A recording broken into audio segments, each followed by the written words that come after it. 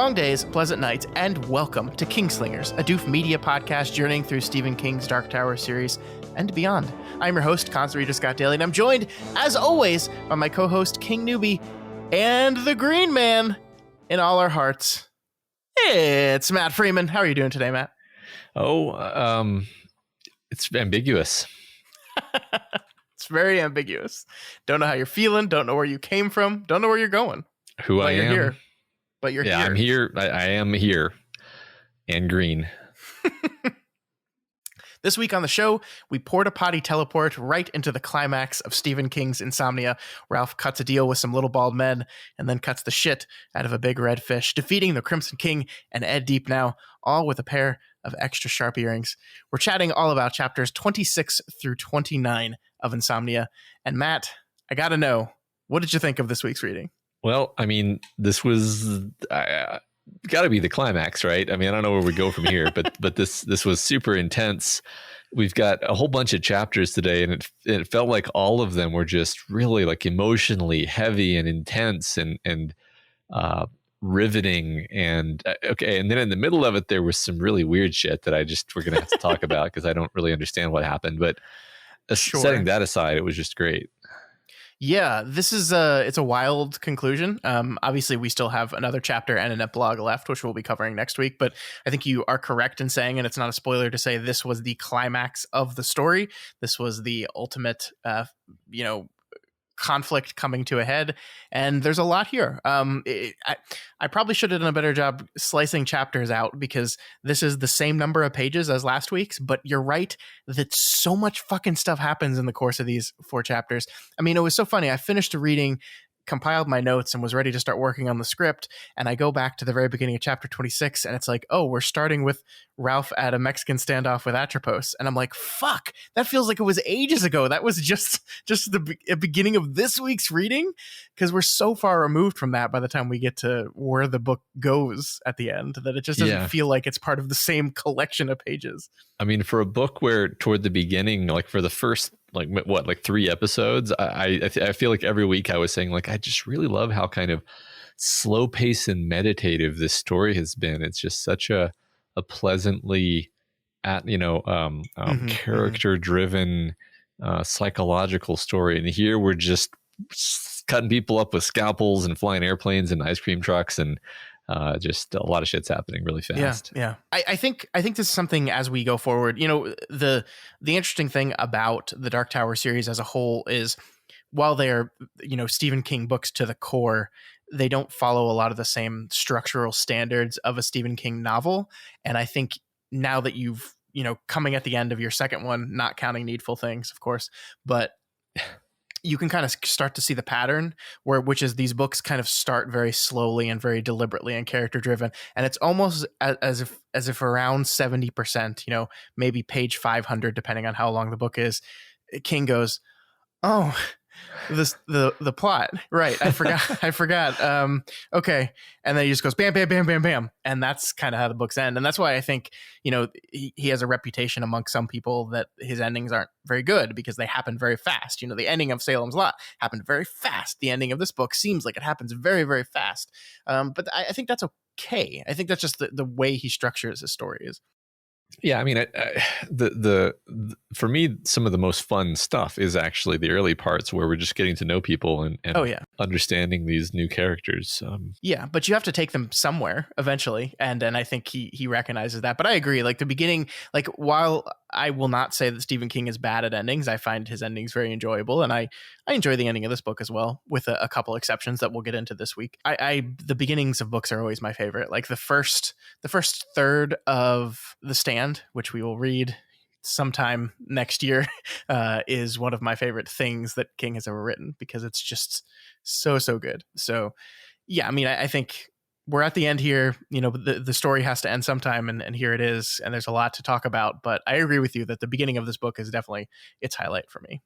Yeah, Me too. All right, let's get into it. First, we have some couple announcements. The first one is just a reminder that our final round of voting for our Do the King Thing contest is live right now over on our Patreon account. Everyone at any patron level is able to vote on that, and we strongly suggest you do that. There are 6 stories out there right now that need your votes. So head on over to patreon.com/doofmedia. If you're already a member, just find the link to the vote. It will be in the show notes of this episode. If you're not a patron, now's a great time to do it. And any level, any amount will get you access to this poll, and you can help decide who wins this thing. It's really close right now, Matt. I think we're in the middle of a 4-way tie right now. So wow.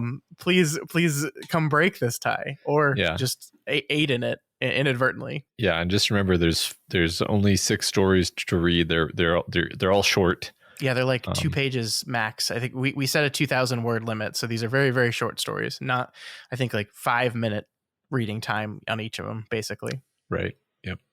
And they're fun and they're good. And there's a couple out there that I think the Dark Tower fans amongst us will really, really enjoy. Yeah, they're all delightful, definitely. Mm-hmm. Yeah.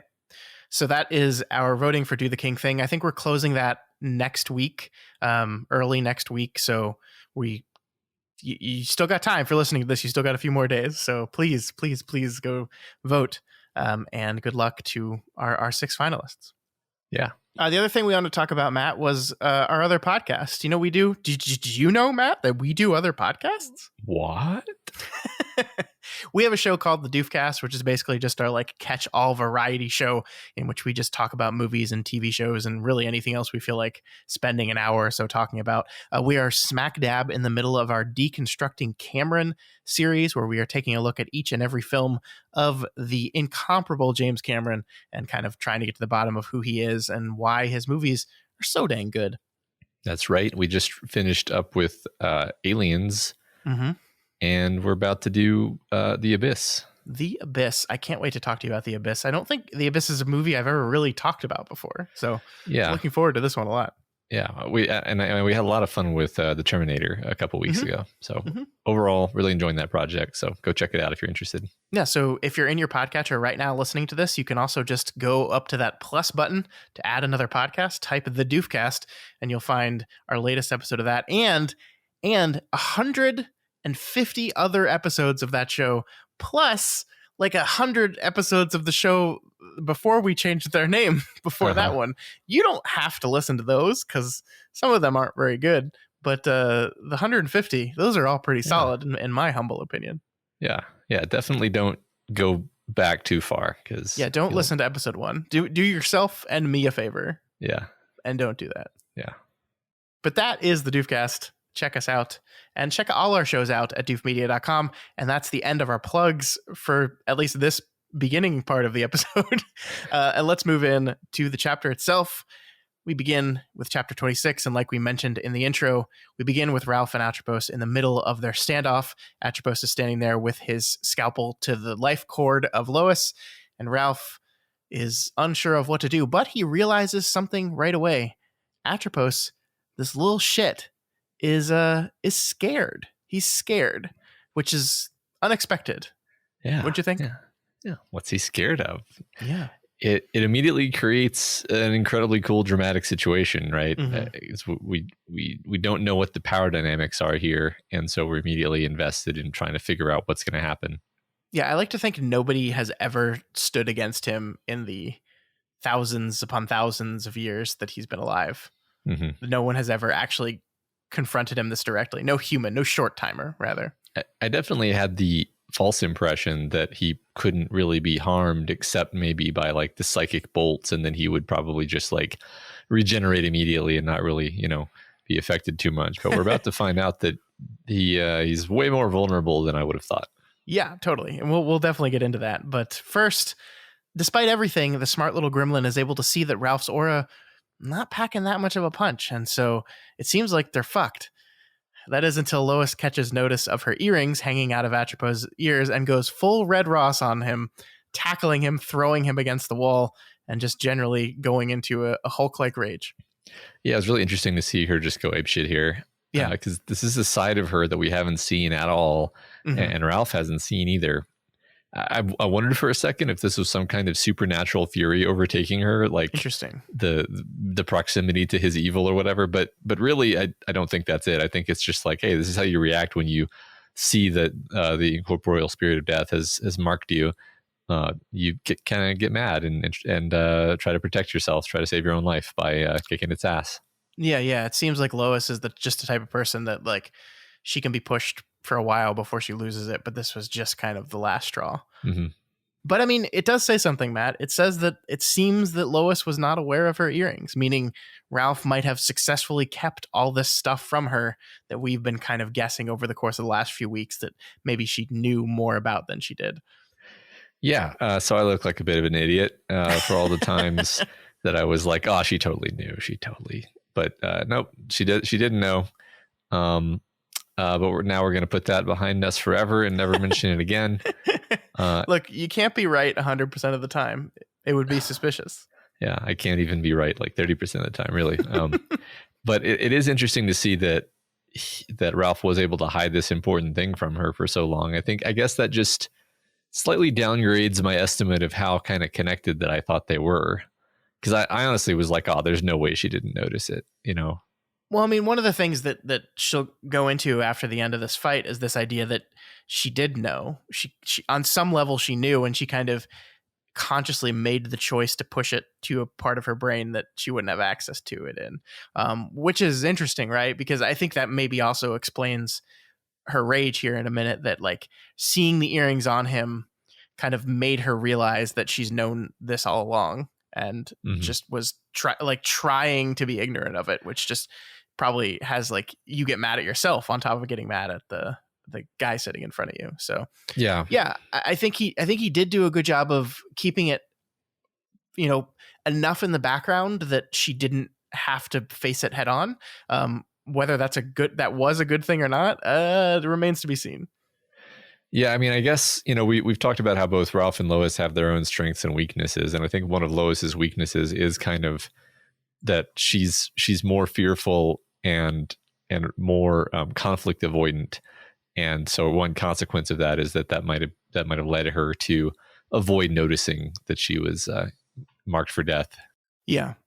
I mean, we see here that like whether or not Ralph was right or wrong to keep this from her sudden realization in this moment is kind of what saves them, right? True. If she knew about the earrings, would she have flown into this rage?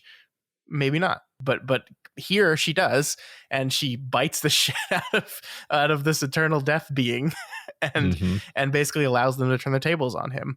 We do learn here that Ralph cannot kill Atropos. He tries to put his hands around his neck, and a thing stops him from wrapping his hands around his neck. So what's that about, Matt? I mean, I just figured like at this level, creatures at his level of the tower aren't really susceptible to physical death in the same way as creatures at our level. And plus he's literally a manifestation of death. So it would kind of make sense for him to be immune to death in the normal sense. Yeah, but I mean, like, I don't know. When I imagine immunity to death, I imagine like you can strangle him all you want. He's just not going to die. But in this thing, it's not as if he's not susceptible to strangulation. It's just that a force will prevent that from occurring. Yeah. I mean, I figure just like the rules of the cosmos are such that certain sorts of beings are protected.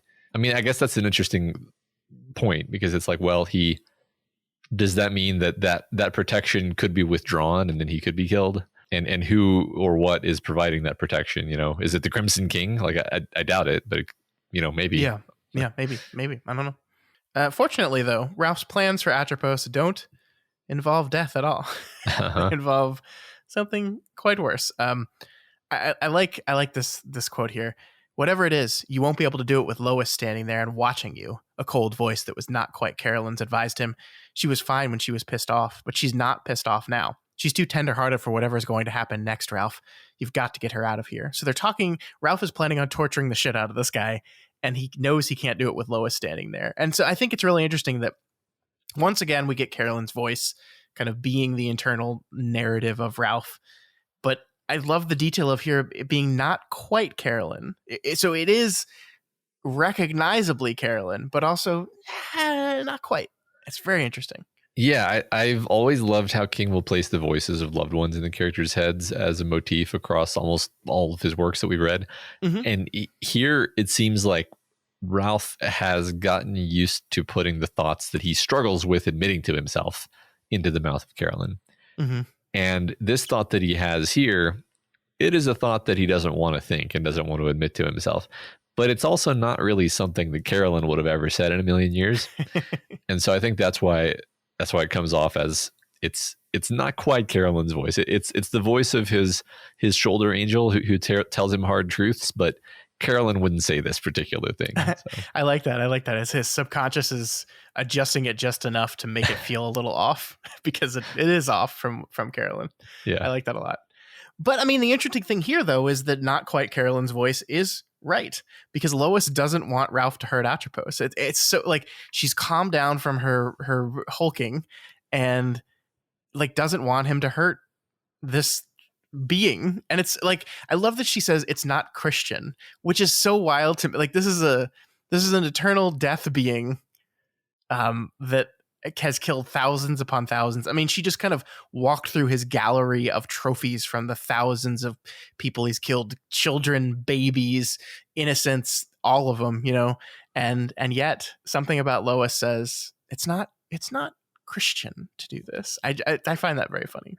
Yeah, I mean, incredibly interesting implications for like what a good person she is, basically. And and like, again, we're talking about strengths and weaknesses between the two characters, and like she's such a good person that she won't even harm this, you know, evil monster, and Ralph is, you know, he just has all the things she doesn't have, and she has all the things he doesn't have. It does have an interesting implication for the way the White operates. And I think this slots very nicely into our larger Dark Tower mythos, right? Like the White is supposed to stand for the good. You know, it's all the good in the world. I'm not arguing it's not, but the White often uses not great people. Like Roland is a thing that a person that has been used very many times, that has made a lot of really terrible, monstrous decisions. Mm-hmm. And it's almost like you're looking at, like we said a few weeks ago, why did they recruit these people? And like, why Ralph? Why Lois? And we're kind of seeing a reason here, right? It couldn't just have been Lois, because Lois would never have done the thing that needed to be done here, arguably, right? It couldn't have just been Ralph, because Ralph needs Lois. You know, several times throughout this week, Lois provides key assistance and key help and key, you know, writing of Ralph, allowing him to stay on task. So it's almost as if, yes, they were specifically picked to counter each other's weaknesses. Yeah, I really love your point about the White using. It's almost like the White prefers to use people in need of redemption rather than just like people who are spotless and perfect already. Yeah. And sorry, go ahead. I was just gonna say, I don't know if Ralph needs redemption necessarily, but he is a man who needs something. He needs something. Yeah. Well, it's just like, you think like the embodiment of all that's good and holy would only recruit the members that are good and holy. But I think one of the things the book is saying, and I think one of the things King's larger mythos has been saying, is that people like Lois are great and valuable and good, but they don't necessarily have what it takes to do everything that needs to be done. Mm-hmm. Or maybe they can do great things in particular moments, but they shouldn't be asked to take care of everything, or something like that. Yeah, that's fair. Yeah. So Ralph proceeds to torture this little shit who I don't like torture, but I also really fucking hate Atropos. So, you know, like that's the interesting thing, right? Is that King had just spent an entire chapter making us hate this guy. Like, he took us on a tour through all the horrible things that this little shit has done. And I mean, we know he's responsible for everything bad that is about to happen as well. And then we have this kind of push and pull between, should we feel bad for this guy? No. Like, I love this. I love this. He rips Lois's earrings out of the guy's ear and then grabs his own scalpel and like starts using it against him, and just like brutally slicing him. It's really rough and awful, and it feels like Ralph is speaking for the entire human race when he takes out his frustrations on the concept of pointless, senseless death itself, right? But at the same time, we have this moment where it says Ralph felt a cramp of revulsion in the pit of his stomach and was actually relieved. It's like, good, I'm still human. It's like it's like as if to say, this is not good. It might be necessary, but necessary and good are not the same thing. Yeah, it is very rough. I once again I found this week's reading upsetting on a visceral level that I don't usually find reading to be. I mean, part of me was cheering, you know, like you kind of were just talking about, because like I'm not joking when I say that I hate the idea of death, especially senseless death, like Atropos represents. Yeah, I'm not gonna lie that like when I was thinking of the idea of doing this book with you, part of me was like, Matt's gonna really like this book because King assigns a persona to this idea that Matt hates and then allows his characters to beat the bloody shit out of him. Yeah. So I was like, Matt's gonna really like this part. I mean, I definitely did get a grim satisfaction, especially because this is just a story and not real, and I'm not a psychopath. But Ralph pushes it until you're like, okay, I think he's had enough. And because it's just so interesting how I don't know if King was really like going for this particularly, but I think it's so fascinating how you can basically, just like you said, load a whole chapter with like, this guy is worse than any human being is capable of being. This guy's like a mega Hitler, basically. And then you torture him for like 30 seconds and you're like, all right, stop, that's enough. Yeah. Like it says something really interesting about our like empathy and our I think also we don't want to see Ralph sully himself. You know, we don't want to see Ralph stoop to that level and kind of damage himself. Yeah, I mean, that's definitely more what it is for me than necessarily caring about how Atropos is doing.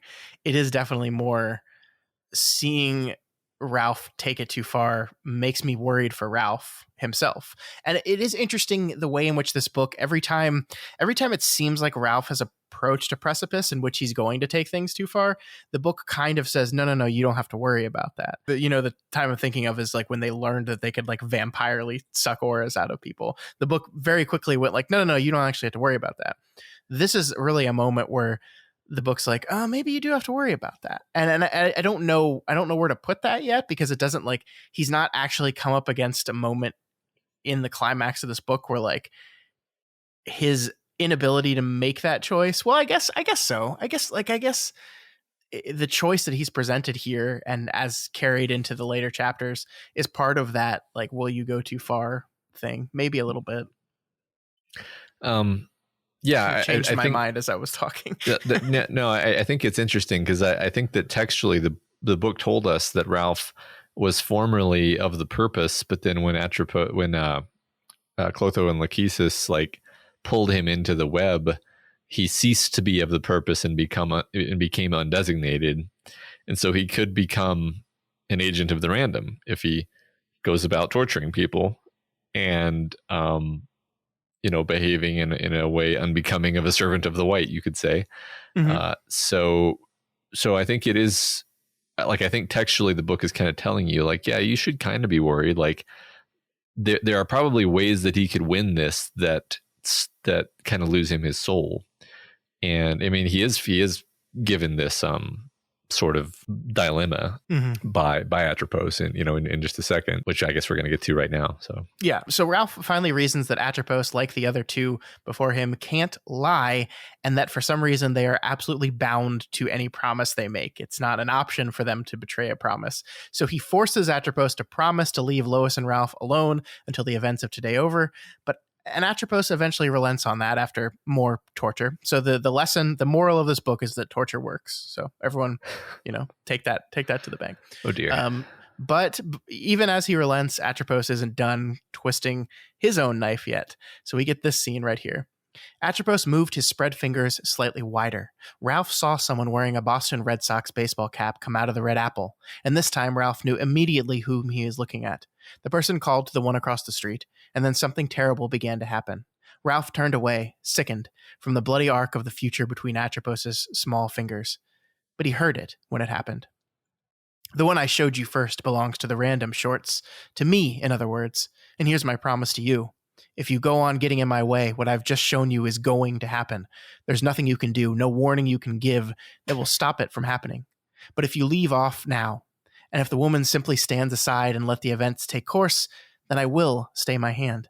The vulgarities which form so large a part of Atropos' usual discourse had been left behind like a discarded costume, and for the first time Ralph had some clear sense of how truly old and malevolently wise this being was. So this is a big moment, right? What Atropos is basically saying is, here's a picture. I've just sent you an animated GIF of someone dying, someone going to die. They are mine, they belong to me, but I will spare them if you agree to stay away. And we don't know who this person is, right? Like the text very specifically does not tell, we don't see it, we don't even gender them, right? So someone wearing a Boston Red Sox cap, this person called the one across the street. So the text is being very specific here to try to hide who this person is. But whoever it is, Ralph finds himself at this crossroads. Save Red Sox cap guy or save thousands of people. Or it could, I mean, it could even be the person across the street that Red Sox cap guy or girl calls to. Like it's totally ambiguous, right? And I mean, honestly, look, so like there's so few named characters in this book that Ralph would care about that I was immediately like, okay, this is either Helen or Natalie or Lois. Like I don't know who else that could be. Sure. And we actually next chapter learn textually it's not Lois. Right. Because Lois asks, is it me? And he says, no, it's not me either. If it was one of the two of us, maybe I could make the decision, but it's not. So yeah, we know it's not Lois actually, unless he's just lying to her, which you would think we would be involved in that deception as we have with all the other times he's lied to Lois. But yeah, interesting choice though, to hide this, right? Yeah. I guess this is where to talk about this now. I think this is a mistake. And like, I like this book. Stephen King is my favorite author of all time. I think he makes a mistake here. He deliberately is hiding from us who this one life belongs to. And the problem with that, in my opinion, is that the rest of this book hinges upon Ralph's choice here, the choice that is presented here, save thousands or save one. But because we don't know who Ralph is talking about, and you're right, we can guess. We don't know for sure, but we can guess. It kind of puts us at arm's length with him a little bit.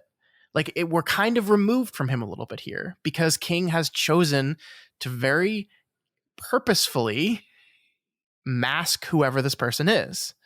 And I mean, I think we'll like when we talk about the very end of the book, we can kind of maybe talk about the why King chose to frame it this way. We can't really get into that yet.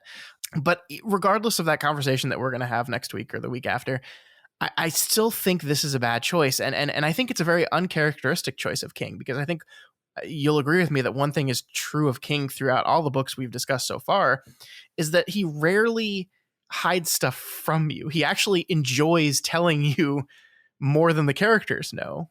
And enjoying you kind of see the tension leading up to that moment. But in here, our protagonist knows about it. The people the protagonist is talking to know about it. We are left in the dark. It also creates this really weird scene that we'll talk about in the next chapter, where the book like betrays the structure it has set up for the last 600 something pages, and we jump into Lois's point of view for like 5 pages.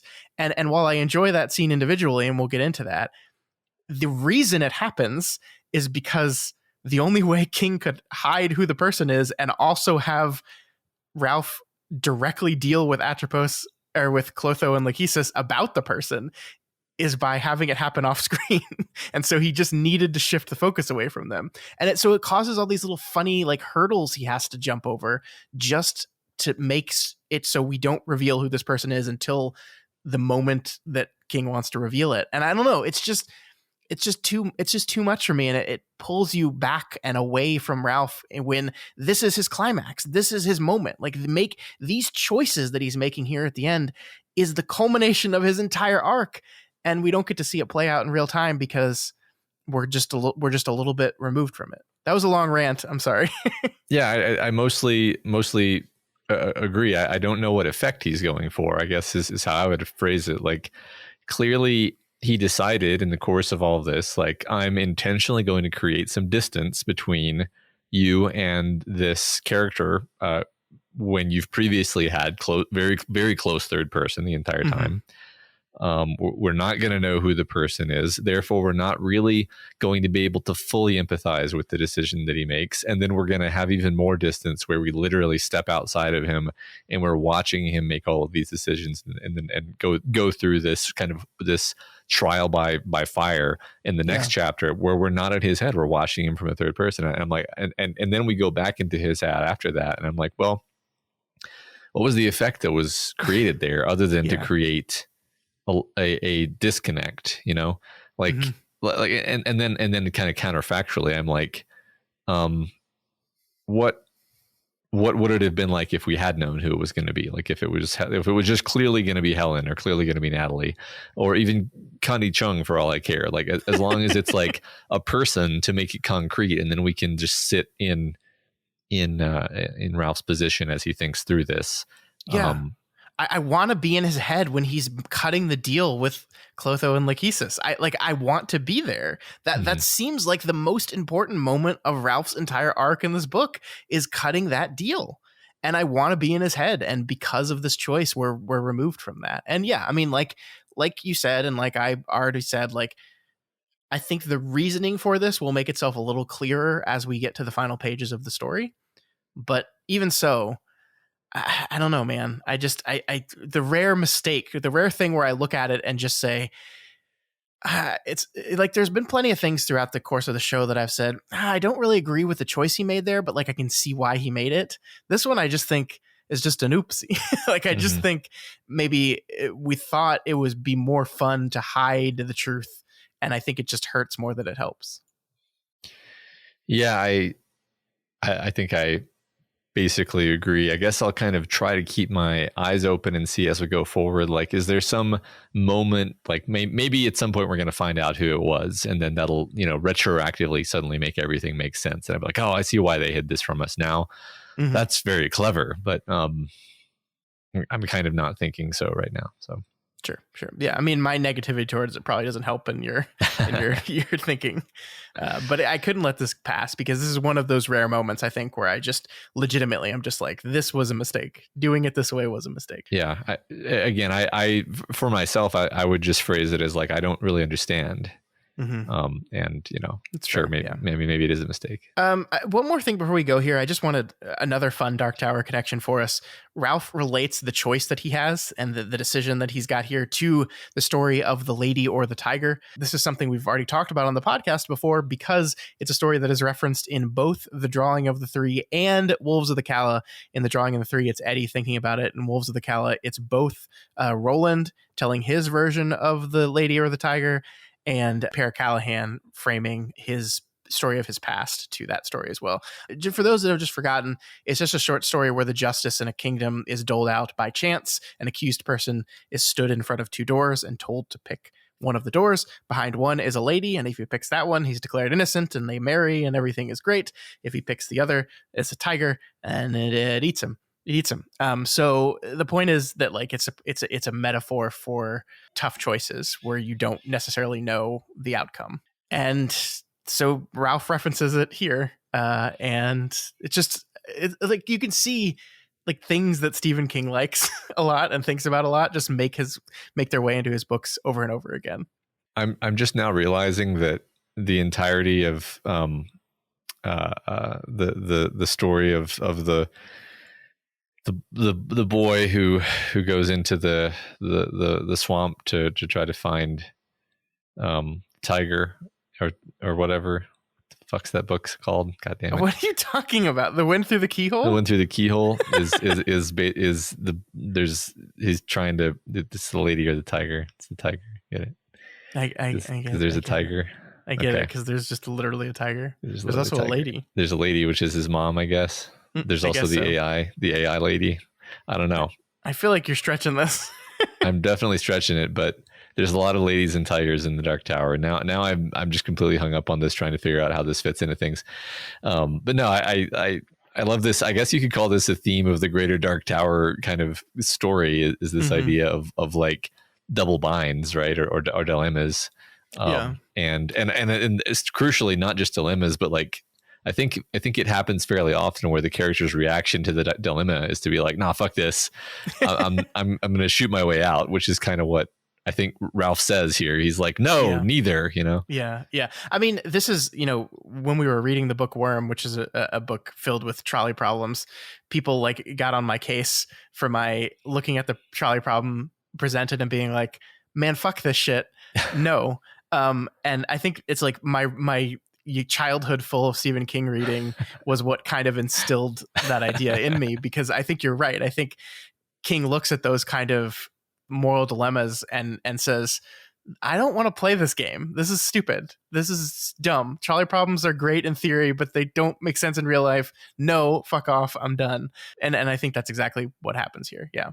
That's right. Whereas Worm is a story that's like about what happens to you when you're forced to make those kinds of decisions over and over. Right, so, right. And I mean, like, it's so great because like the concept of doors and what's behind doors in the Dark Tower is so prevalent, right? Like the Lady or the Tiger is a story about things behind doors, and the Dark Tower is a story about things behind doors, and the ultimate door at the top of the tower, all the doors that we bring characters in.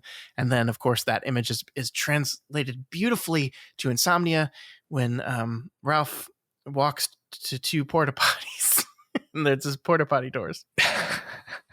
Anyway, let's move on, and we got to talk about that scene, but we got some work to do before we get to the scene that we don't actually get to see. Okay, so we move on to chapter 27. Ralph, undecided, climbs out of the tree hole and meets up with Lois, who this is when we learn that she did indeed somewhat suspect that Atropos had her earrings, but was intentionally pushing that to the back of her mind, like we talked about before. Yeah, I found myself kind of surprised that she didn't make a bigger deal about being kept in the dark on this, but I suppose that's just kind of her gentle nature would not make a big deal out of it. She's just not going to really challenge Ralph on very much at all, I don't think. Mm-hmm. Yeah. So Ralph decides he needs to meet up with his little bald friends, and he decides that the place to do that is Strawford Park, and they need to get there as soon as possible. But before they do that, they walk through the little picnic area by the runway where all the old folks of Derry hang out, and they're all there playing chess, and we get this scene. For a moment, Ralph simply stood where he was, struck dumb by their beauty. The ephemeral, powerful beauty that was, he supposed, what short time life was mostly about. A snatch of song, something at least 25 years old, occurred to him. We are stardust. We are golden. Dorance's aura was different, fabulously different, but even the most prosaic of the others glittered like rare and infinitely desirable gemstones. Oh, Ralph, do you see? Do you see how beautiful they are? Yes. What a shame they don't know. But was it?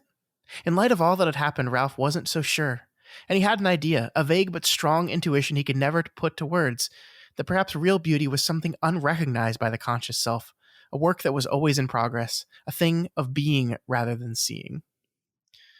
So this is really important, right? I mean, this is like on the cusp of Ralph coming to his final decision, and he's looking around, and what he sees is old people just doing old people things, and he sees it as beautiful. And this is a guy who we've talked about throughout the course of the story really doesn't love being old and the concept of old people. He doesn't like it. He hates it, in fact. Yeah. And here is him looking at just life and appreciating it as what it is, which is life. Regardless of how old you are, you're alive, and it's beautiful. Yeah. And you know, he's been depressed. This is the thing. Yeah. And I love the idea. This is me kind of maybe stretching the metaphor a bit, but it's like when you're depressed, the auras go away and you just see the crumminess of day-to-day existence. But then when that depression lifts, you see like, wow, every moment is full of just the sort of subtle, common beauty of just being. And that's all there needs to be. And that's enough, actually. I also think that if you carry this line of thinking that Ralph is exhibiting here forward, it might culminate in something like, you know, and therefore it is in some sense okay that life ultimately ends. The value and the beauty of life is inherent in the act of living it, and the fact that it ends is sort of not related to that. It's like it doesn't diminish the beauty of what came before. It doesn't harm that in any way. The beauty remains. And on my better days, I can get behind that, I guess. I understand you hate death, Matt, but yeah, I think the trick of this book is it is about death, but it's ultimately about life in all the ways that everything about death is ultimately about life. But I mean, the thing that I love about this, that I particularly love about this, is this idea that real beauty was something unrecognized by the conscious self, a work that was always in progress, a thing of being rather than seeing. And it's almost as if to say, look, Ralph, you had to go through this terrible traumatic event and lose your wife and lose sleep to get this power to finally see the beauty of life. But like, you shouldn't have to. Like the ultimate goal is that you can look at a group of old people sitting around a park playing chess, and without the power of auras, see the beauty in it. You know, you've been given a gift in order to like knock your head straight, but ultimately you don't need this power to appreciate this. And in fact, the goal should be to appreciate this without any kind of special sight, a thing of being rather than seeing. Yeah. That you should live in it instead of looking or just wanting to look at it and saying, wow, how pretty. Look how pretty. Yeah. That's very cool. I'm also reminded of, Let Be finale of Seam by that, which is about death as well. I think Let Be finale of Seam is like a thing of being rather than seeing. Like you could argue they're similar statements said differently. I think so. Yeah. I think it's inspired by the same. I mean, I wouldn't be surprised if King had been mulling over that notion as he was writing these lines. Cool. So they see Dorrance here as well, but he uncharacteristically or characteristically refuses to help them. Although he does like stare at an airplane. He just goes, ooh, an airplane, which is, I guess, like old doorway of saying, go get his airplane, you stupid dummies. Yeah. Yeah, that's how I read it as well. I do appreciate that, like, we see how everyone else reacts around Dorrance, where he sees Ralph and Lois and like tells everyone, like, Dor, what are you looking at? Ralph and Lois, I see them over there. And they all just think he's crazy. And it's like another thing that, like, the way Ralph treated old Dor when he first saw him and now has realized that no, he just sees the things that he's seeing that you don't see are actually there. You're treating him badly for no reason. Yeah. Yeah, that's funny. So Ralph arrives at the park and starts screaming towards the sky, not like in his mind, but like audibly screaming towards the sky, causing everyone to run and flee the park because they're terrified of him. But he's screaming that he rejects the trolley problem that he's given because fuck trolley problems. Am I right? Right? Yeah, this is great. Because Ralph's in a very dark place, and I was getting kind of down about like the idea that this story is going to end up with Ralph sacrificing an innocent to stop the plane. And it was just like, oh, what a sad story. It seemed like a particularly dour turn, just kind of rubbing salt in the wound for this character upon whom way too much grief has already been heaped. Now we're going to do this to him. Oh my God. Yeah. But then we see he's like rejecting the choice, and just seeing him do that made me really emotional. Yeah. And not to get back on my trolley problem soapbox, but the problem with trolley problems in general, in my opinion at least, is that they presuppose that there are only actually two options, that those are truly the only two options. And I'm not saying that like there are never any situations in life in which there aren't only two options and you do have to choose the least terrible of your options. But like the assumption that you're given this thing and you just make the assumption, well, I guess I just have to choose between these two things because that's the only thing I have to do. And Ralph says, no, I don't. There's other things I can do. There's other things I can try. And that's exactly what he's doing here. Yep, exactly. It's an important note that he's neglecting to fill Lois in on any of this, right? She's just like standing there confused. Like she doesn't know why they're in the park. She doesn't know what he's talking about or why he's screaming towards the sky. And she's really confused as to why they're not like actively trying to stop Ed deep now, which is what they should be doing. Like, what are we doing in this park? And how is this going to stop Ed? What are you doing, Ralph? Yeah, like so much time. Like there's no time left. This made me so nervous because I was like, isn't he like flying there right now? Yeah. And you're just, this is another thing where I was like, it would have helped me kind of be more in the scene if I wasn't so confused about like what his plan actually is here, what his intentions are. Mm-hmm, mm-hmm. Yeah, it just feels like we're hiding stuff unnecessarily. I don't know. Mm-hmm. I don't know. Yeah. So Ralph summons Lachesis and Clotho, and they walk out of some porta potties like the fucking turd nuggets they are. And we get this line here, which is, I want to talk about this because I actually had to read this multiple times before I could parse it. He was burning like an electric arc, and suddenly all the strength ran out of Lois's legs like water. She took one step backward and collapsed onto the park bench. Her head was whirling, her heart full of terror, and below everything was that vast exhaustion. Ralph saw it as a sunken ship.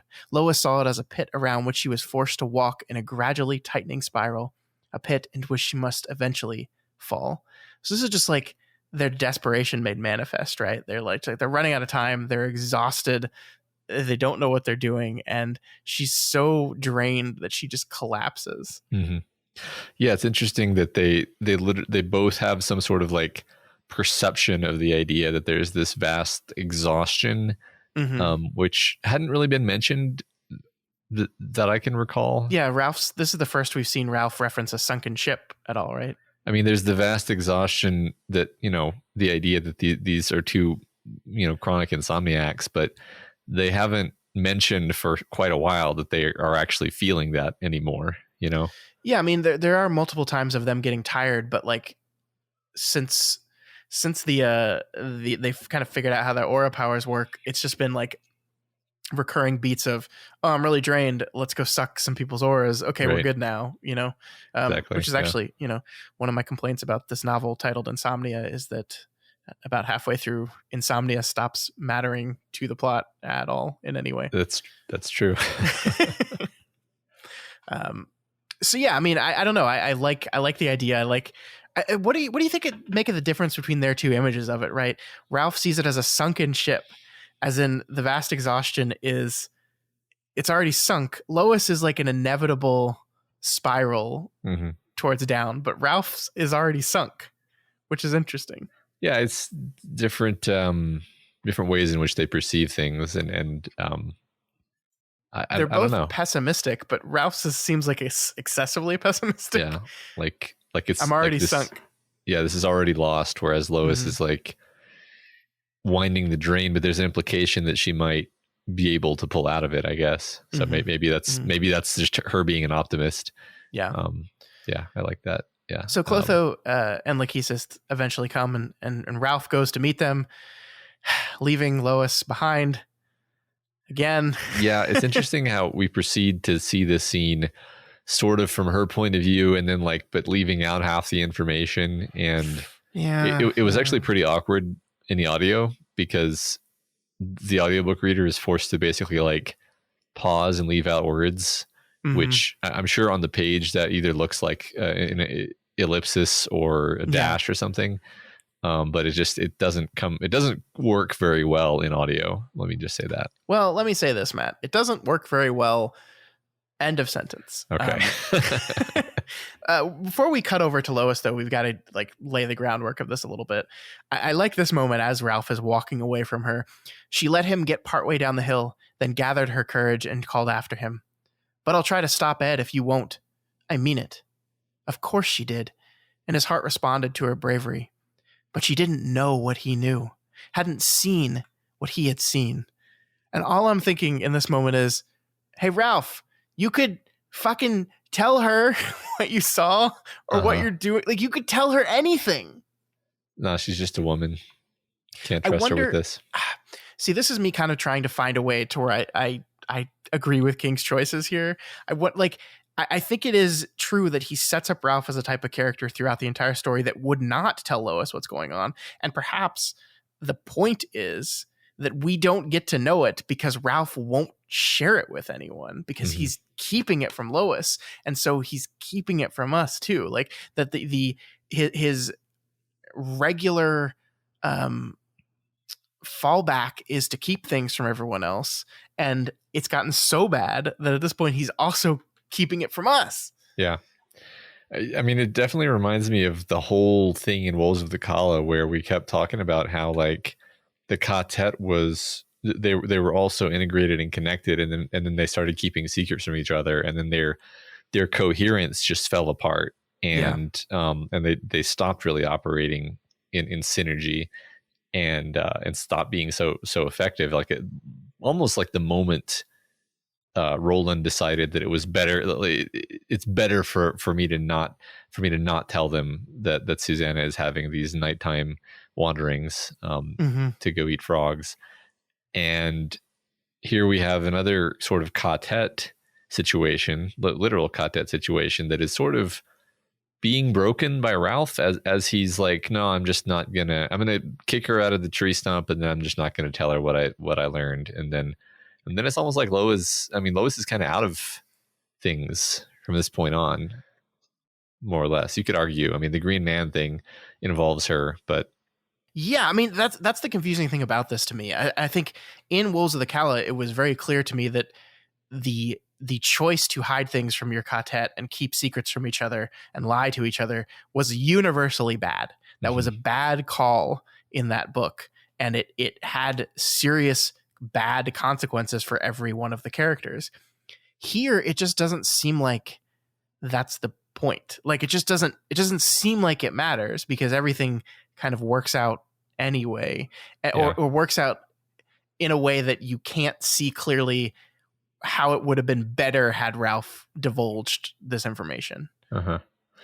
Yeah, I mean, that's the thing. The book's not over, so I can't say, but I would have bet money that we were building toward a moment where he learned to trust Lois. And it seems like, if anything, the opposite is happening right here. Yeah. So Ralph meets with the little bald ducks, and he asks what the hell this was all about. They finally relent, saying that there was one person who was more important than some of the most important characters in our history. More important than Hitler, Matt. More important than Hitler. Good. Yeah. This, of course, is Patrick Danville. We knew this already, but I think this is fun if you kind of go into the mind of a person reading this book when it came out in 1993, or just anyone who reads this book before they read The Dark Tower. It's kind of underwhelming, right? It's like this just some kid. Like this is all about just one child. It's interesting in a lot of ways, right? I mean, so it's funny how I think a previous week we said like, well, now that they've saved Patrick, I guess that they've saved that aspect of the Dark Tower. But is it just going to be that Patrick shows up at the convention center too, and thus they have to save the convention center also to save Patrick? Now that sounds a little bit redundant, and no, that's exactly what it is. So that's fine. But I it's so interesting because like Patrick Danville is such a late addition to the Dark Tower, you know? Like, yeah, like it seems very clear that King was planning this all the way back in 1993. Now, maybe his literal plan was something Patrick Danville, and he hadn't really fleshed it all out yet. And then like he's going through the final book, and he's like, because I mean, Danville does very much seem like, oh shit, I needed to put Patrick Danville in here. I made such a big deal of it in Insomnia. Shit. Okay, what can we do? But a lot of like, I love the seventh book in the Dark Tower. I think the ending moments are some of the most powerful in the book or the series, and it's wonderful. But there's a lot of moments where you can kind of see King go, oh shit, I'm almost done and I haven't done X yet. And so, okay, we got to do that real quick. And Patrick Danville just has always seemed like one of those to me. And so I think the importance of reading Insomnia as it relates to the Dark Tower, at least partially, is to kind of show why the hell was this kid in the book? It was like, well, because 10 years prior, we set up this being the most important thing in the world, that this kid was more important than Churchill, more important than Lincoln, more important than Hitler, like the most important person who has ever lived. So we need to pay that off in some way. Yeah. And he has to be centrally, indispensable part of Roland actually winning. Yeah. I think it is interesting, like when you go back to the abortion issue that has been central to this book, kind of like one of the pro-life arguments is like, what if you abort the child that cures cancer or something, like what if, like, which is a dumb argument. But this almost kind of turns it on its head, right? Because like, oh, well, in an effort to stop abortion, you inadvertently kill the child that is going to save the entire universe. So fuck you. Yeah, that's see, that's the thing though, is that relies on believing in a kind of deterministic, fatalistic worldview, which Roland would just be like, yes, of course.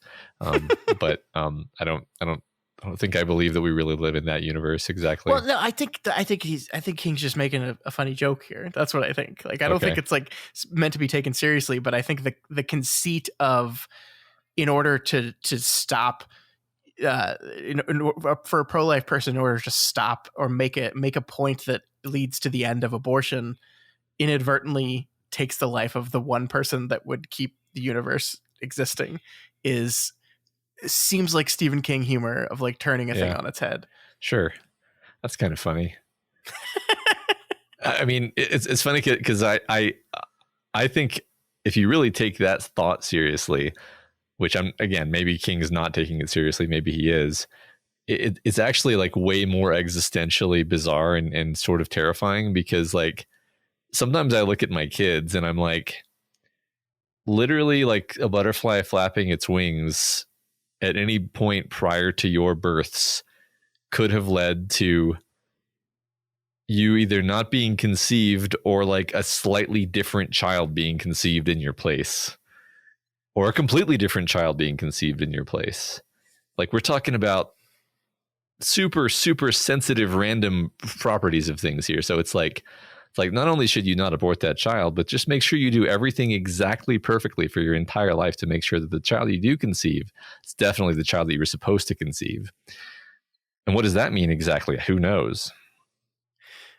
You gotta stop worrying about this kind of shit, man. You have no control over that whatsoever. Why stress about it? Oh, I'm not stressing about it. I'm just saying that it's the kind of thing where if you really take seriously the idea that like there is some kind of destiny or fate, then in actuality, destiny and fate must depend on things that are infinitesimally precise.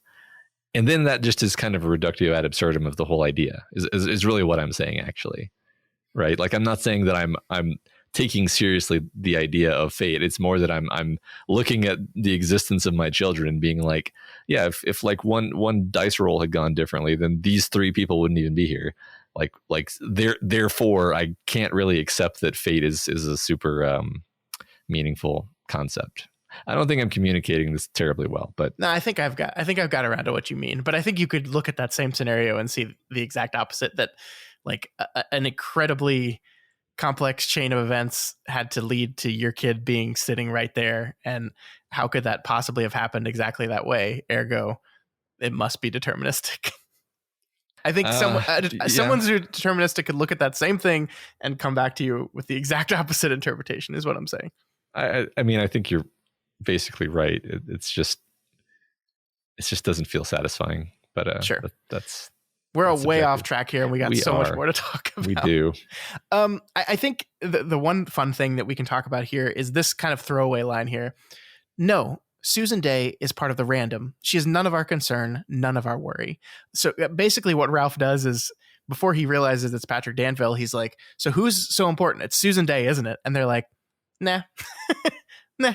This big person that's like the instigating factor of this whole thing. Nah. Yeah, it was actually hilarious, particularly the way the audiobook reader did that particular line where it's like, oh, we never gave a shit about her. Mm-hmm. We're probably not even going to meet her, and she's like the character whose name we've heard the most times. Yeah. We had someone message us very early in the book, and I couldn't bring this up with you at the time because we hadn't gotten to this particular part, but kind of asking about the question that Susan Day textually being part of the random, what does this say about how, Stephen King views these issues, these political issues that Susan Day is so heavily involved in? And I don't think you need to read too much into her being part of the random, because whether or not a character is part of the random or not is out of their control, and it doesn't necessarily say anything about them. Remember, we know that the person that Ralph is right now making deals to save is also part of the random. So I think on a broad level, you could say that Susan Day exists to cause I don't want to say chaos, but like her like the type of activist that she is kind of like her goal is to ruffle feathers. That's like what she does. That's why she speaks. That's why she goes from place to place. She's trying to challenge conventions in a way that upset a lot of people, but maybe actually get things done. And so that feels random. I think one of the things we can't do, and one of the things that I wish the book was a little more clear on, it's not as if, I think it would be a mistake to say purpose is to random as white is to Discordia, right? Mm-hmm. It's not exactly the same, right? No. The purpose is, the book is not saying purpose good, random bad. Now Atropos is bad, but Atropos is a agent of both random and death, the combination of random death, which in and of itself is, in King's mind, horrifying. But just being random does not mean evil, does not mean monster, right? Yeah, I agree completely. And you know, I think there's interesting places where it might pop out textually, like you sometimes say an activist stirs the pot, like that's what an activist does, which is a great term for saying like, they inject randomness and chaos into situations. And then you have the cops who, you know, at least in the ideal case, we like to think of cops as being forces of purpose and structure and order. The cops being like, God, I just wish she would just mind her own business and stop coming into my town and causing all these problems. But we also talked, I think, in that exact conversation about the fact that, like, look, sometimes the order that exists, you know, the purposefulness that exists is unjust, and some amount of randomness and perturbation is required to shake everything out of that unjust but you know, orderly procession. And so I think you're exactly right, and you know, I guess maybe the book could have been more explicit on that, but I never literally, other than Atropos, I don't think I got the sense that random itself is purely bad. Like random is also the spice of life. Because we like we talked about, like without randomness you just have boring, structured, orderly plots. And Ka doesn't like that. Ka likes twists and turns. Yeah, definitely. I mean, I think it is very understandable to look at Atropos and decide that Atropos equals random, ergo random is what Atropos is. But I think that is a mistake. I think he is definitely part of this. But I would say the worst possible inclination of randomness is random death, right? I think, like, if you look at the large span of what random is, random meaningless death is probably the worst corner of that thing, and so it's populated by the worst possible little gremlin you can imagine. On the other hand, like random goodness is totally a thing where it's like, oh, this is great, you know, serendipity. That's random goodness. Yeah, definitely, I agree. All right, Ralph says that he'll do what he can to stop Ed and save Patrick Danville, but he has a price. He wants to trade a life for a life.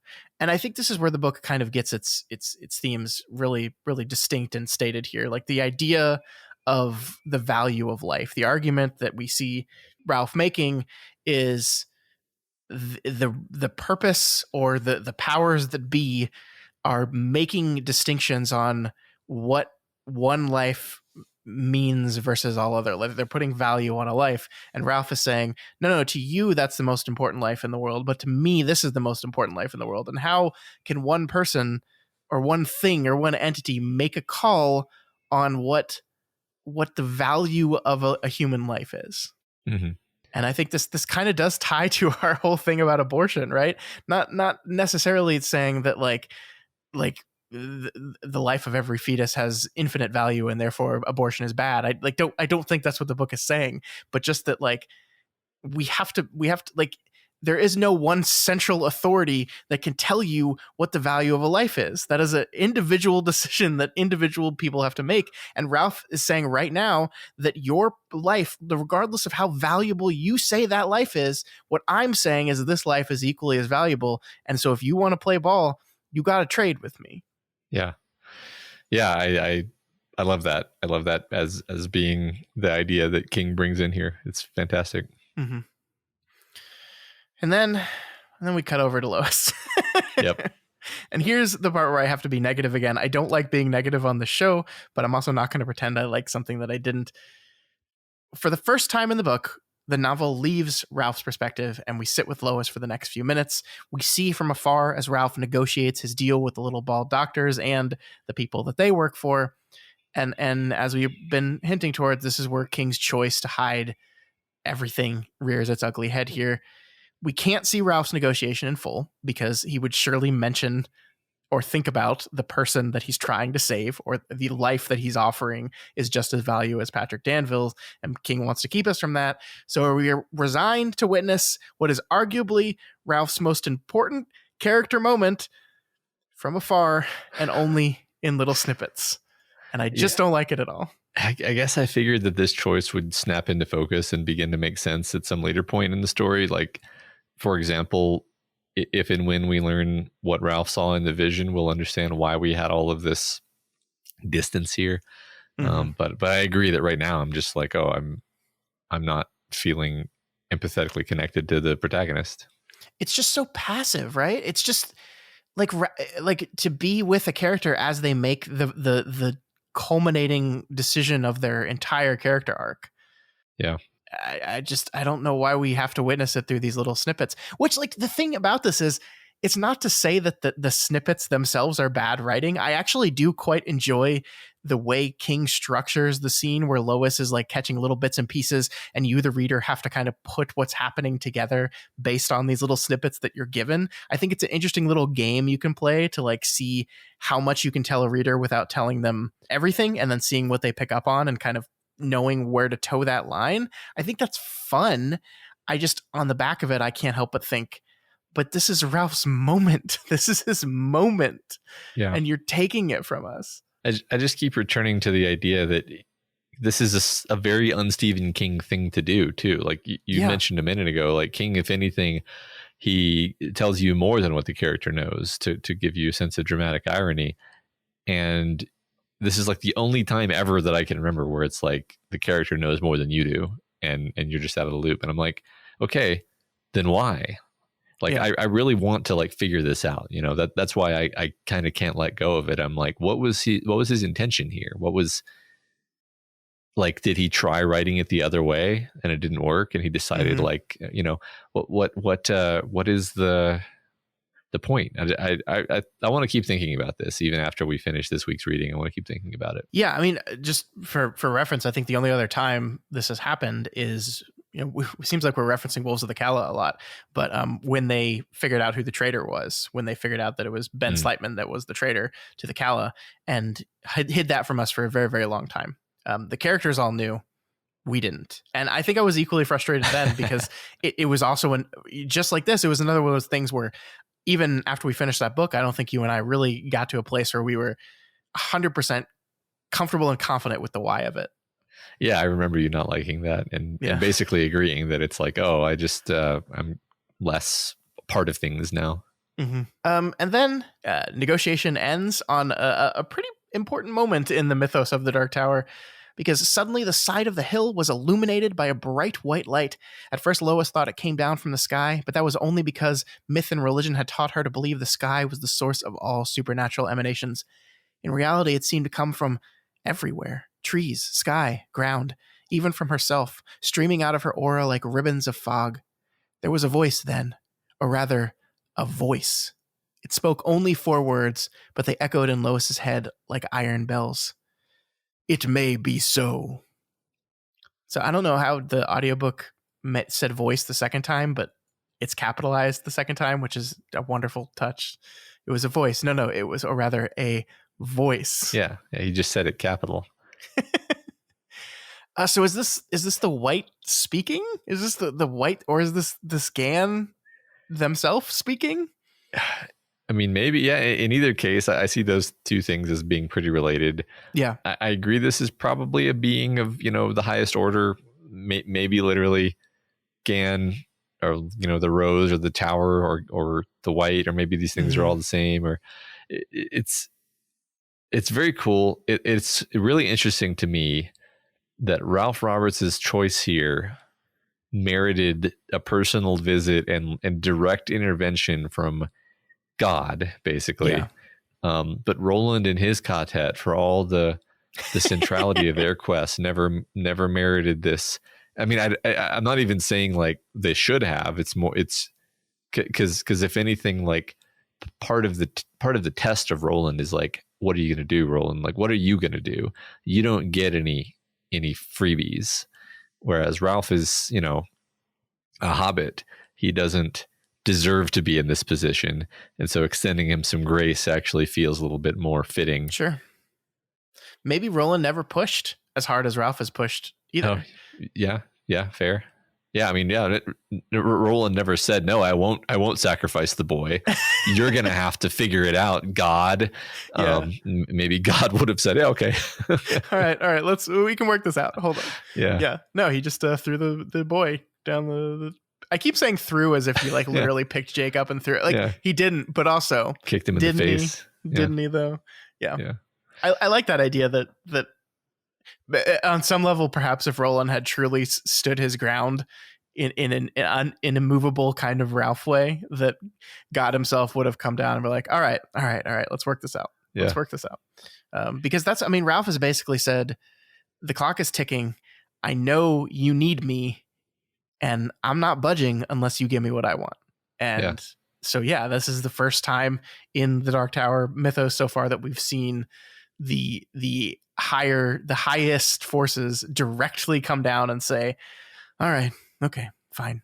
You get what you want. And if you equate Gan to the tower, then you could say this is the tower protecting itself, because the tower is like, all right, like I'm going to be, the universe, I'm going to be destroyed if Patrick Danville dies, and I don't want that to happen. So I'm going to intervene and I'm going to say, all right, if anything, in the sense that everything is sort of part of the purpose, Ralph being unwilling to budge on this is part of the purpose too.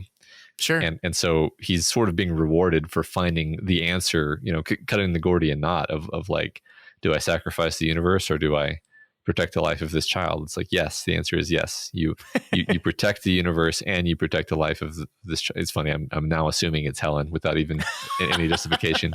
But I think it's very cool. It works really well emotionally. I just wish we were in Ralph's head, goddammit. No, I totally agree. Just so you know, you said Helen. Natalie, if you're talking about the baby, that's Natalie. I am talking about, there's just another little girl that I know named Helen, so that's why it keeps jumping into my head. Yes, I know that one too. Yeah. Okay, so Clotho pulls out some scissors and slits Ralph's wrist. He slices all the way down Ralph's arm, long ways. This, I will say, after all the negative things we've just said about being in Lois's perspective and not Ralph's here, I think this is one of those moments where being in Lois's perspective actually makes it better, because it allows the drama of the scene to play out a little bit more, because of our ignorance of what the fuck is happening makes this horrifying, because you're just like, wait, what? They're slitting his wrist. What fucking deal did he just make? It's fucking horrifying. It's probably the most physically uncomfortable that reading has made me recently, as we describe the splitting of the skin and the viscera and the fat God. and it's so I only went through this once because I kind of didn't want to go through it again. But is it correct to say that they basically split his forearm like down the midline?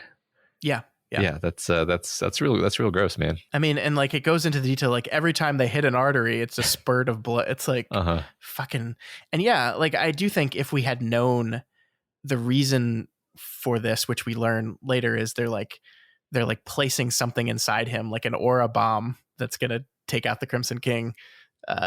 If we had known that going into it, it would have made this less horrifying. So getting to see this from Lois's perspective, I think, enhances the horror in a really fun and terrible way. Yeah, that's true. Because I think the first thing I assumed is like the deal is like, we're going to chop off your arm and that's your sacrifice. Mm-hmm. Like you're trading your arm for some boon, right? I mean, and yeah, that's not at all what it is. That's a pretty good deal. Yeah, arm, right. Arm for life. That would be a good deal, right? It's funny because as it was happening, I was thinking to myself, like, whose life would I trade an arm for? Quite a few lives I would give up an arm for. Definitely. If you told me definitively someone would get to live and I would lose my arm, yeah, I would do that for quite a few people. Well, I think that's what's interesting is it's like there's a small number of people that I would trade my life for, mm-hmm. but trading an arm is somewhere between trading a life and not. Mm-hmm. I don't know. I just thought it was an interesting. Wait, are we talking dominant hand or non-dominant hand? That's a great question. It changes everything. There's two different lists now. Yeah. Both Matt and I are left-handed. So like right arm. Yeah. Easy. Yeah. Don't need Trade that. the right arm for a stranger. I don't even use that thing. I actively dislike my right arm. Okay. So, I mean, the fortunate thing though, is that his arm seems to heal up almost immediately. So, whew. But before we can see what happens next, a strange voice calls to Lois and she's like almost forced to turn and look. And we'll talk about Lois's surprise visitor in a minute, because before we see what's going on with Lois, we cut back to Ralph and begin chapter 28, which somehow we're only halfway through, Matt. So we got to turn on the jets on our discussion here. All right, let's do it. So back with Ralph, and it seems like what we missed has kind of caused Ralph to reformat his opinion on both Clotho and Lachesis, right? Because we see immediately they ask him if he's okay, and he says, "You were brave and very quick. I thank you for both." And so he's like kind to these two guys, which he has not been throughout the rest of the book. Yeah, I figured it was due to their willingness to do whatever this was. I'll admit that at around this part of the book, we introduced so much wacky, unexplained shit that I kind of lost my sense of grounding and understanding of like what are we doing? What are the powers? What can and can't we do? We're fixing to create a doorway, and I'm gonna do what I don't usually do and say that I feel like King wrote himself into a corner at about this spot, and he was just like, okay, like, how am I gonna stop the plane now? And he's like, all right, I guess we're just gonna have to make a doorway. It's gonna be the least contrived of the possible things that I could do here. And so he just tries to make that work out. But like, it seems everything here seems very rushed and kind of Deus Ex Machina-y. And again, it's like I don't like to complain, and a lot of this worked on me emotionally. I'm just like plot wise, I'm just like, this is how we're doing this. Okay, all right. Yeah, and I think that leads pretty nicely to our next thing, because Lois arrives telling Ralph she was visited by a green man. That's all she says, a green man who told Lois to give her earrings back to Ralph without their backs, takes the backs off, so we just have a sharp point at the back of them. Yep. Which we know will be used to ensure victory in a few minutes. Mm-hmm. But we're forced to be like, okay, who the fuck is this now? And I'm going to do something I don't normally do, which is tell you we're not going to figure out who this guy is. Mm-hmm. The book is going to end, and you are not going to know who the Green Man is. I don't think he's even mentioned again after in the final 2 chapters of this book. And so we're kind of forced to just go, okay, what? And I mean, there's a lot of, like, you can search around the internet. There's a lot of theories about who the Green Man is, because this is something that King leaves entirely open-ended. And I'm curious if you had any thoughts on this at all. Well, my first 2 thoughts were, number one, actually some reference to the Green Knight in Arthurian legend, which is connected to the Dark Tower only in the sense that Roland is also sort of a pseudo-Arthurian figure. Sure. And that could align him in some way with Roland's quest. The thing is, I don't know anything about the Green Knight other than the fact that it's an Arthurian figure. The other thing I was reminded of was the Skin Man. I believe the Skin Man in Went Through the Keyhole is associated with some kind of green light that he found underground, some kind of evil green power that turned him into a shapeshifter. Mm-hmm.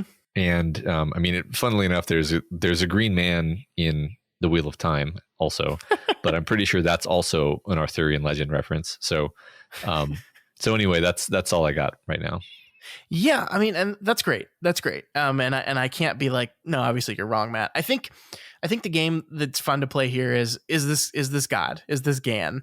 And like, I think the original, like the gut instinct for me there is no, because we just heard the voice of Gan or the White or whatever, and like, it would be weird for Gan to be like appearing as a giant blinding white light that says it may be so, and then simultaneously appear as like a funny green man that goes and talks to Lois on the side.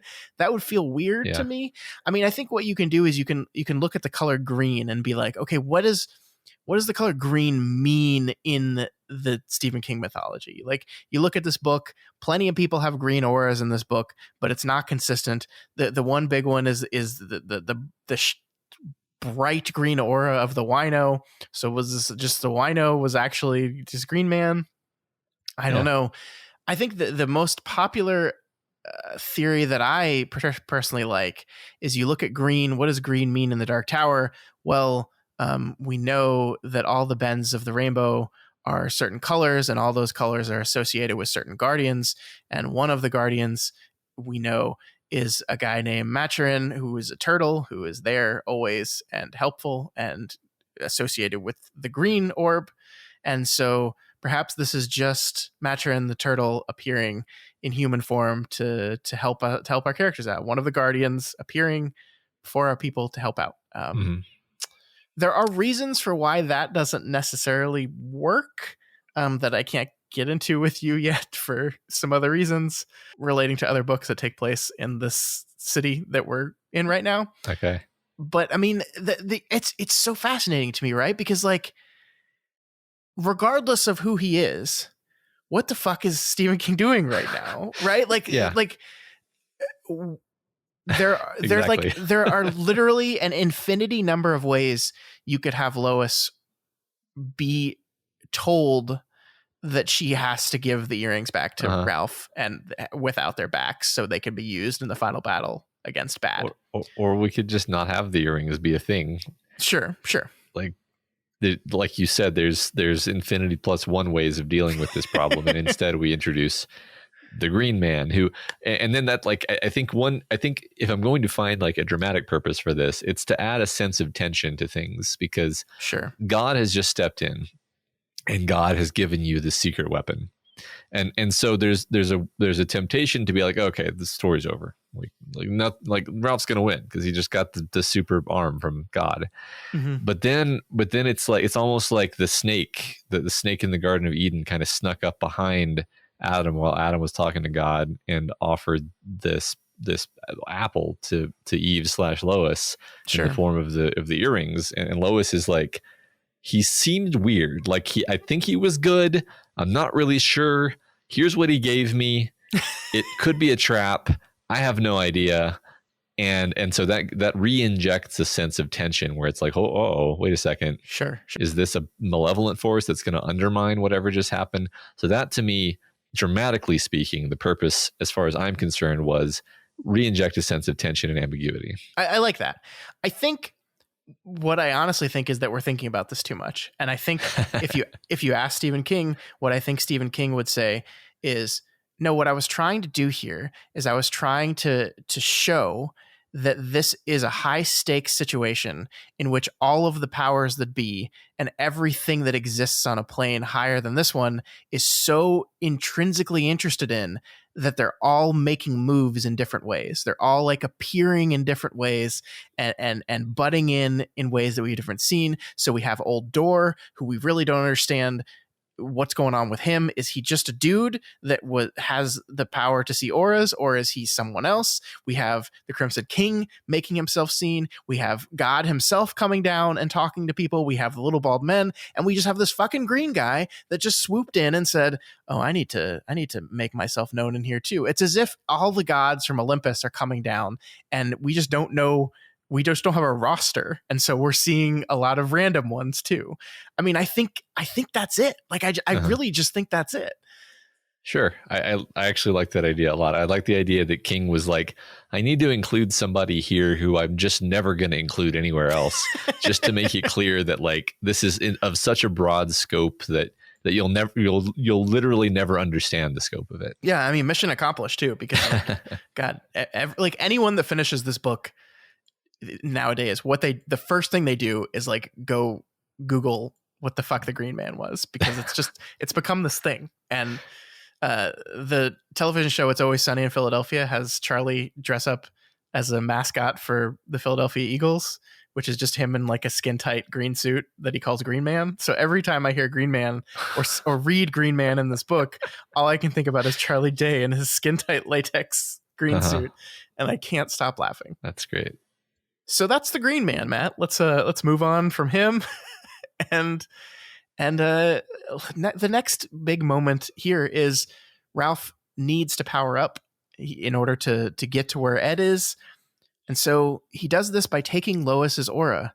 He takes a lot. He takes a lot of her aura, Matt. He almost accidentally kills her, which seems to contradict this whole idea of each human being having an ocean of aura that is almost infinite, because he kind of sucks that ocean right up, right? Yeah, so I guess what I figured in this moment was that he was taking all of the excess that she had accumulated over the past few days or weeks and was just returning her to where she would be if she had never gotten the magic insomnia powers in the first place. Well, because the book takes time to say she goes from 40 to 60, and then she goes beyond the age she was when she started. Yeah, it does. It says that. I mean, I kind of maybe I'm straining here, but I kind of interpreted that to mean like, well, she's been artificially extending her life for like a full year already. So maybe this is what she would have looked like on this day if she had never used the aura powers. But I feel like I'm fighting against what the story is trying to make me think. And I think maybe you're right. It does contradict a bit the idea that, you know, maybe he just took so fucking much aura that he actually did deplete her infinite ocean of aura. I don't know. Yeah, I mean, obviously the true answer is to make a porta potty into a teleportation room, you need an entire human being's ocean aura. That's one ocean aura is the cost of that spell. Yeah, I mean, unless you're Shimi, I guess so. I think more interestingly to me, though, is what this says about Lois and Ralph's relationship. This is kind of a thing you and I have been talking about a lot the last few weeks, kind of trying to get our head around. Is this supposed to be a depiction of like a good, healthy relationship? Is Lois's role in this relationship to just be like Ralph's aura battery? I don't know. What do you think? I mean, it occurred to me in this moment, and it kind of seemed sad to me. Yeah. And I admit that their relationship has not kind of taken the turn that I thought it was going to. And I mean, the book's not over, but she definitely seems like to have taken a kind of second fiddle seat, at least in Ralph's mind. I mean, maybe this reads differently if you kind of try to read everything from Lois's perspective. I don't know. But yeah, the idea that she's just still hanging around so that she can, you know, recharge him after his ordeal with Atropos is a bit depressing. Yeah. It does really sideline her in the whole thing. Yeah. Which is not to say she's entirely sidelined, because she does kind of swoop in at the end of this week's chapters and remind Ralph how to save himself. It's true. So it's not like she does nothing in this climax, but she is, at least at this moment, relegated to just be battery. Yeah. I mean, I feel like maybe I'm getting a bit myopic here. Like if people want to point out to us places in which Lois has been an absolute clutch player and we're just missing it. I mean, those places exist, certainly. Like her role in High Ridge was, she saved the day there, right? Her karate chop on that lock is what saved the day. I think it's more how the book through the lens of Ralph treats her and their relationship that I'm commenting on here. Yeah. It's not that she's not doing things. It's that he just doesn't seem to notice Yeah, or value care. her. Yeah. Yeah. I mean, I think that's all in there. I think that's stuff that's in the book. It's just what surprises me is he doesn't have that moment of reckoning where like he realizes that he's not quite being fair to her. But well, we got 2 chapters left. Maybe we'll get that. That's true. Yeah. So powered up, Ralph heads over to the porta potties and then uses Ed's wedding ring to teleport up to his plane. So that's why he needed the ring, Matt. That's the nice pat narrative function of the ring, is that he needed to get to the plane. We see Ed singing 2 songs here. The first is a song called The Turtles, Your Baby. These lyrics that we see are hilarious in context. Who believes that my wildest dreams and my craziest schemes will come true? You, baby. Nobody but you. From the time I fall asleep until the morning comes, I dream about you, baby. Nobody but you. So, I mean, this is fun. You know, just the insomnia versus the sleeping and dreaming stuff is really, really wonderful just on a aesthetic level. Uh-huh. But I like to think that, you know, this is a love song, right? The Turtles are singing about their love. Uh-huh. But I like to think our buddy Ed here is singing to the Crimson King. Yeah, I like that a lot. Because I think the first thought is that he's singing to his wife because he has the picture on the dashboard. But I think it actually works better if he's singing to the Crimson King. It's also funny this is the Turtles because it's just the that's the another little point of evidence towards the Green Man is Maturin thing. Yeah, it's fun. It's fun. My parents love the Turtles. I when I was a teenager, we were in Florida and we had to go to a Turtles concert, and it was me at like 16 and my parents and a bunch of old people. Uh-huh. Yeah, that's most of the concerts that I went to when I was younger, for sure. Mm-hmm. The second song playing here is White Rabbit by Jefferson Airplane, and this serves to kind of just bring us back to the beginning of the book, right? Because this is the song that was playing on Ed's radio when Ralph confronted him on his porch, right? Mm-hmm. So we're about to have this confrontation between Ralph and Ed, and it's King is kind of setting the stage for us to go to revisit that first confrontation. Yeah, exactly. There's a couple of things to note here about Ed. The first is that he has, as you said, a picture of Helen and Natalie pinned to the dashboard of his plane, which is such a wonderfully complex choice that I love to death. I think we should hold off on talking more about this until Ralph employs the picture in how he defeats Ed. But I'm curious what your initial reaction to oh, he has got a picture of his wife and kid. Here's the guy who beat the shit out of one and almost killed the other. He's got them pinned to the dashboard. Yeah, I think I've just come to see Ed as this tragic character whose mind is kind of split between whatever part of him is still human and the part that's influenced by the Crimson King, and the human part of him still hasn't let go of what he had, even though he's doomed. And that's the part that's tragic. Yeah. And I think we'll have more to say on that in a little bit. But the second thing I wanted to point out here is the way Ralph describes Ed. I love the writing here. He had lost a lot of weight, Ralph thought, perhaps as much as 40 pounds, and it had an extraordinary effect, making him look not emaciated, but somehow heroic, in a gothic, romantic way. Ralph was forcefully reminded of Caroline's favorite poem, The Highwayman by Alfred Noyes. Ed's skin was as pale as paper, his green eyes both dark and light, like emeralds in moonlight, Ralph thought. Behind the small, round John Lennon spectacles, his lips so red that they looked as if they had been rouged. I love this so much. Mm-hmm. This, to describe Ed as looking heroic in this moment is so wonderful because he's about to do an absolutely terrible thing. But Ralph can't help but see the way this, and I use this word accidentally, but maybe not purpose. This has given him a purpose. Yeah. And it has focused him in a way. And the connection to that poem is really good. I don't know if you ever read the poem, The Highwayman. It's a very, very famous poem. I think it's about 1800s or 1700s England. It's kind of a tragic love story about a highwayman who's in love with a landlord's daughter, and the police or constables or whatever, the law uses the daughter as a way to trick the highwayman into appearing, because he says he's going to show up at midnight, and they take her and they tie her up, and he's going to come get her, and then they're going to arrest him and kill him. And she she shoots herself with a gun that they put on her as a warning. Like she's got a gun like put right to her chest and her fingers on the trigger. So the only way to warn him is to pull the trigger and fire the gun, which kills her, but allows him to get away. And of course she does it. So it's a very tragic story about this, like this lawman, this gunslinger, this outlaw gunslinger and his lost love. And that's the poem that Ralph thinks of when he looks at Ed. It's so fascinating. Yeah.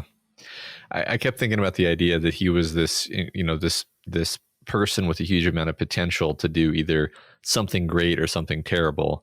And so like the beauty that we're seeing here might be a reflection of like who he could have been.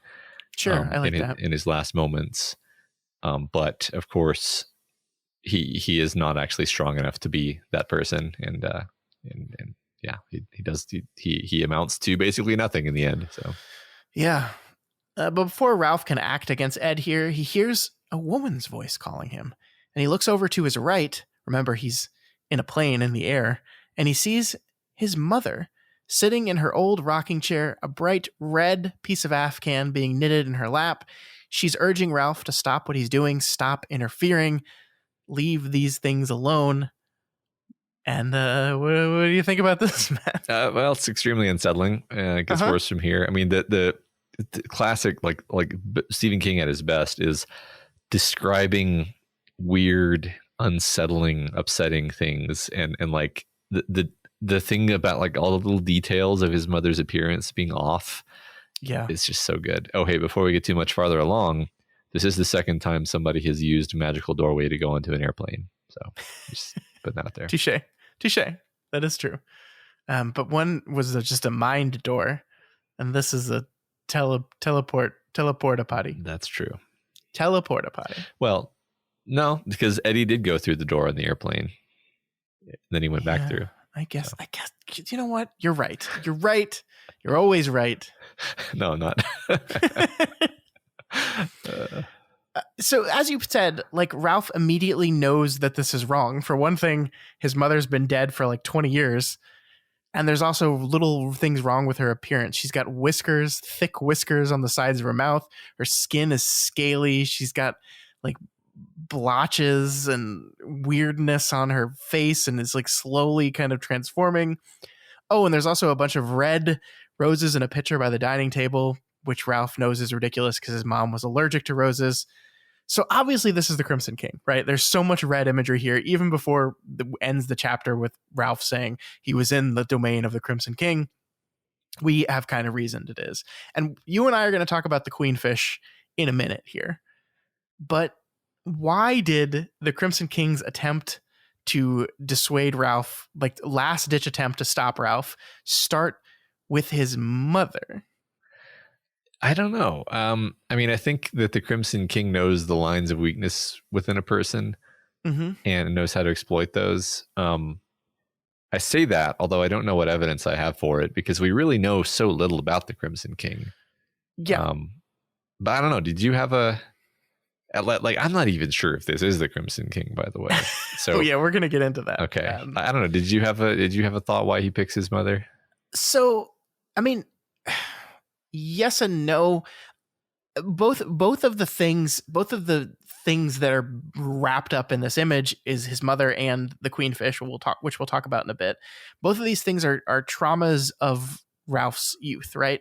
Like being afraid of your mother and the power of an angry mother, and also this very traumatic experience with the catfish are things from Ralph's youth, which, I mean, that's an interesting thing on its own, because like, why is youthful fear a path to stopping you in your tracks? And I think this very nicely goes back to Salem's Lot, and a book that was very much again and again and again about this concept of the fear and the terror of being a child. Like this is a type of fear that just is not replicated. Yeah.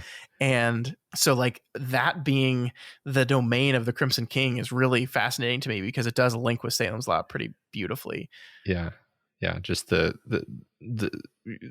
because fundamentally what he does, like the first thing Ralph thinks about is the fact that he's more scared than he's ever been. And it's like, it's because the Crimson King knows exactly how to play upon your specific fears of your own deepest fears. I love that, because that's how the final chapter of the week, chapter 29, starts with, he was realizing an interesting thing. He had never been frightened in his life until now. Not once. He thought he'd been frightened, of course, but it had been an illusion. I love that. It's such a great way of writing that. Yeah. Instead of writing, he'd never been more afraid than he was now. He's just like this matter of factly, Yeah, I've actually never been scared. Yeah. Until now. Right. All previous fears were not what this is. This is real fear. Yeah. So good. So to get back to your earlier point, Ralph straight up asks the thing if this is the Crimson King, to which it replies, "That's Ed's name for me." Mm-hmm.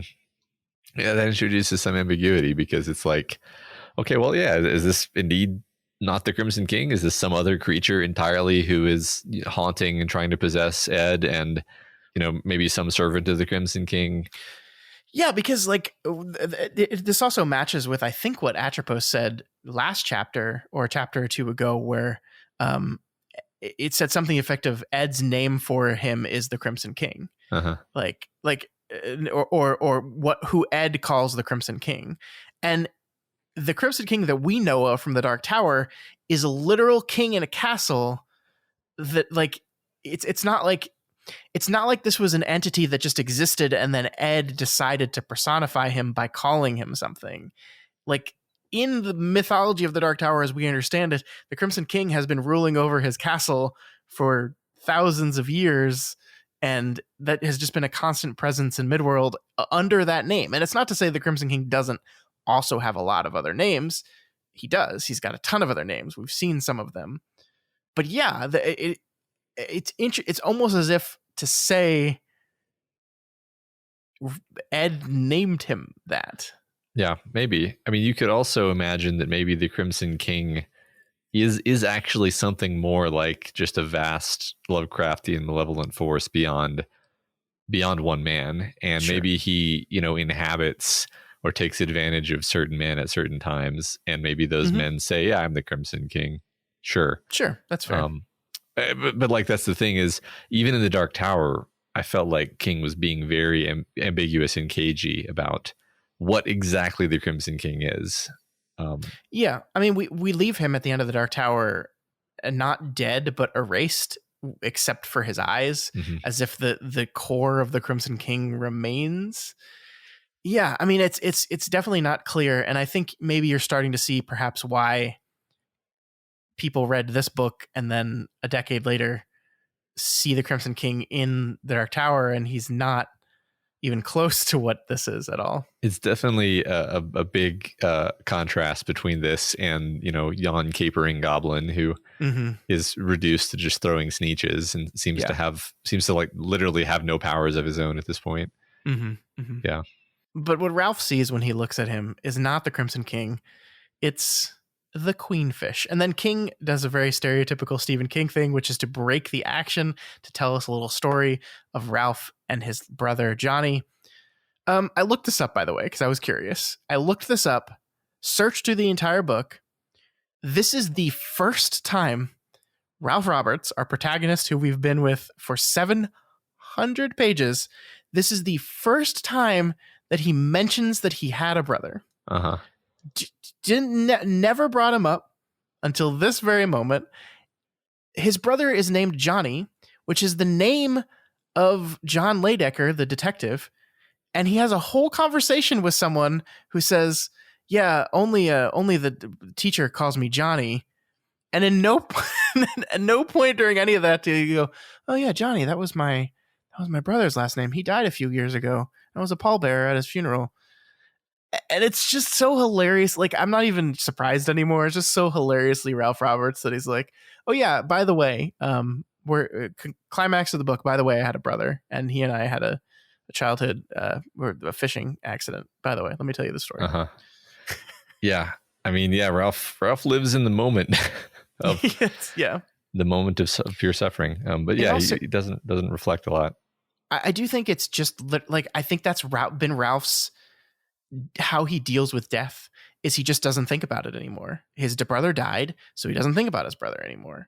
And the only person we see him thinking about that has died are the people that have died very recently. And so I wonder if there's a version of Ralph that doesn't go through the events of the story that 5 years from now doesn't think about Carolyn anymore, that voice is gone from his head, that he just doesn't think about her anymore. And if the story had started 5 years on, would Carolyn even be a presence in his life anymore? I mean, I know a wife is very different from even a brother, but still.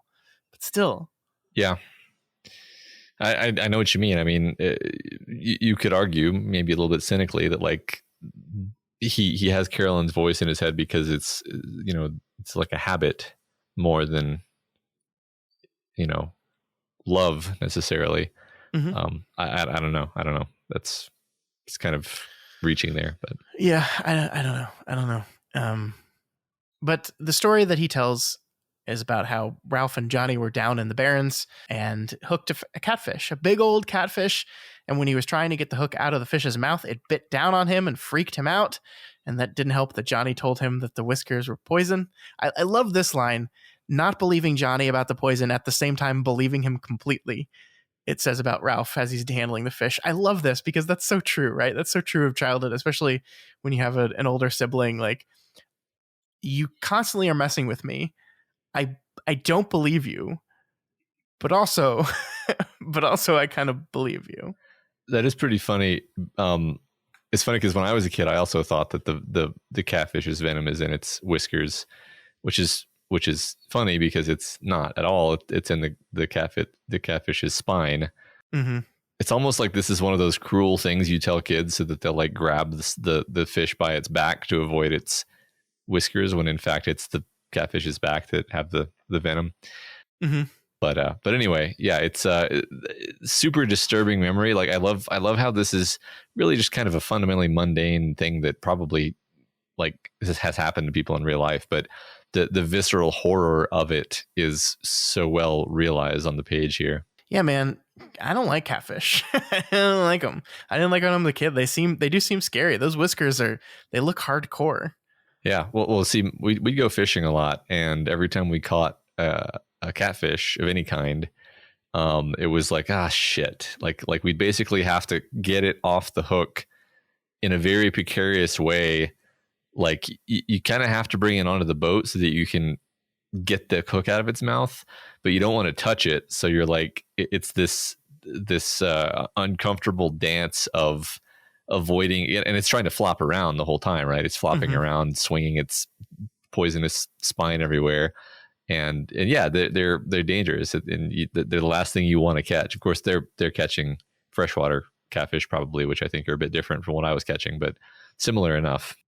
So Ralph, in his freaking out, ends up killing the fish. He hits it against a tree and breaks its back, and then steps on it. And that's when we see the fish eggs come tumbling out of its mouth. It was not a kingfish, but a queenfish, and it was a day or two from rowing. So I guess you could say that like its pregnancy was aborted, kind of. You could say that. Mm-hmm. I mean, you could also okay. So like this is a horrific moment, despite part of your mind going like, "Come on, it's just a fish. Who cares?" It's horrific because it's horrific to little kid Ralph. Like you can totally buy Ralph's reaction, of running, screaming, and locking himself in his room and so forth. Like that's good psychology there. And I think the thing is like maybe this is why he feels this subliminal guilt about the idea of abortion and all this complexity. It's like at the root of that, Ralph has this probably buried childhood memory. Yeah, I agree. I mean, it's like, I don't know. I think there's definitely something there. I mean, I think that like it's not an accident that King picked this particular image here. Yeah. Because in a book that so circles around the concept of life and death and abortion and children and the importance of children, I think absolutely. And I think it's a really interesting choice that I quite like, actually. Yeah, I love it. But I mean, this kind of gets us back to what we were talking about at the end of the last chapter, which is like we've got, his fear of his mother, who seems like she was a pretty rough woman who was very strict and did not did not fuck around, and then we have this horrible trauma of his childhood, and these are the methods in which the Crimson King tries to get to him. I mean, the interesting thing to me though is that like it doesn't work. Like, I mean, we have Lois kind of breaking in and being like, Ralph, you need to hurry. That kind of breaks him out of his stupor. But like, it's not like the Crimson King was trying to fool Ralph, right? Like he appears as his mom and then almost immediately starts transforming, which is not meant to like confuse Ralph into actually listening to his mother. It's just meant to make him uncomfortable and freak him out. Like that's all it is like freak him into a stupor to where he is unable to get back to the task at hand. Right. So it's not like he's tricking him. Like there's a version of this where you can see like he attempts to trick him with his mother, sees that's not working, just pivots to fear. But no, it's been about fear from the beginning. Yeah, I think my interpretation of all of this is more like he's sort of trying to like hypnotize him into his little Crimson King pocket dimension of whatever. And once Ralph is fully kind of locked into that by his own fear, then he won't be able to return to the plane. Sure. And he will have won.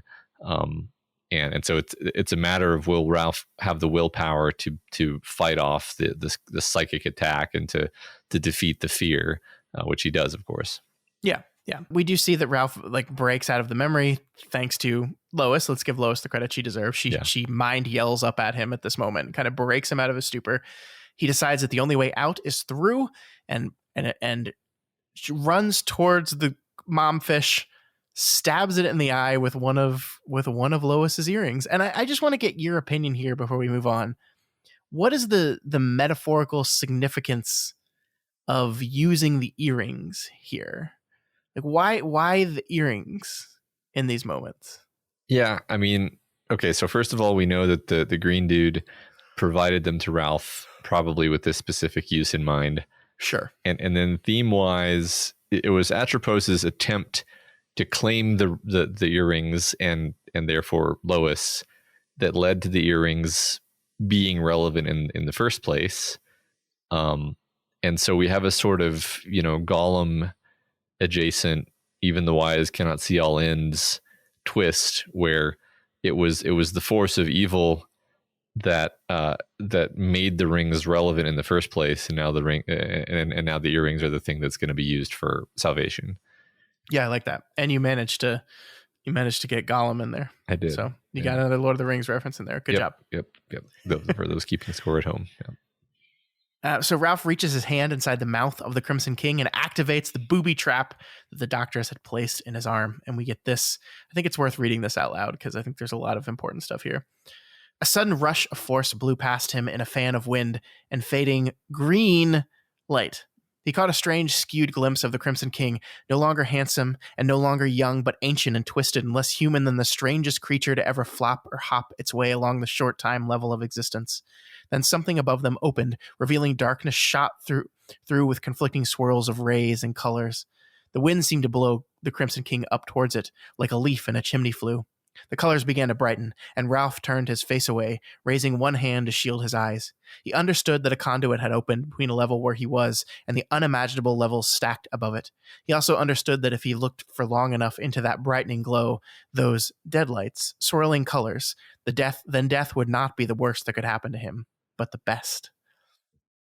So it seems like the Crimson King is battered back by the powers that be, right? They through Ralph channeled them into battering him back. And this is not the first Deadlights reference we've got in these books, Matt. Right. Yeah. First one way back in the Gunslinger. Although I will say that was a Gunslinger revised edition ad. The original version of the Gunslinger did not mention the Deadlights. That is something King added back in because the Deadlights is something that is introduced in the book It, which we will talk about one day. So it is very fitting here that here in a novel that also takes place in Derry, we're getting another mention of the Deadlights.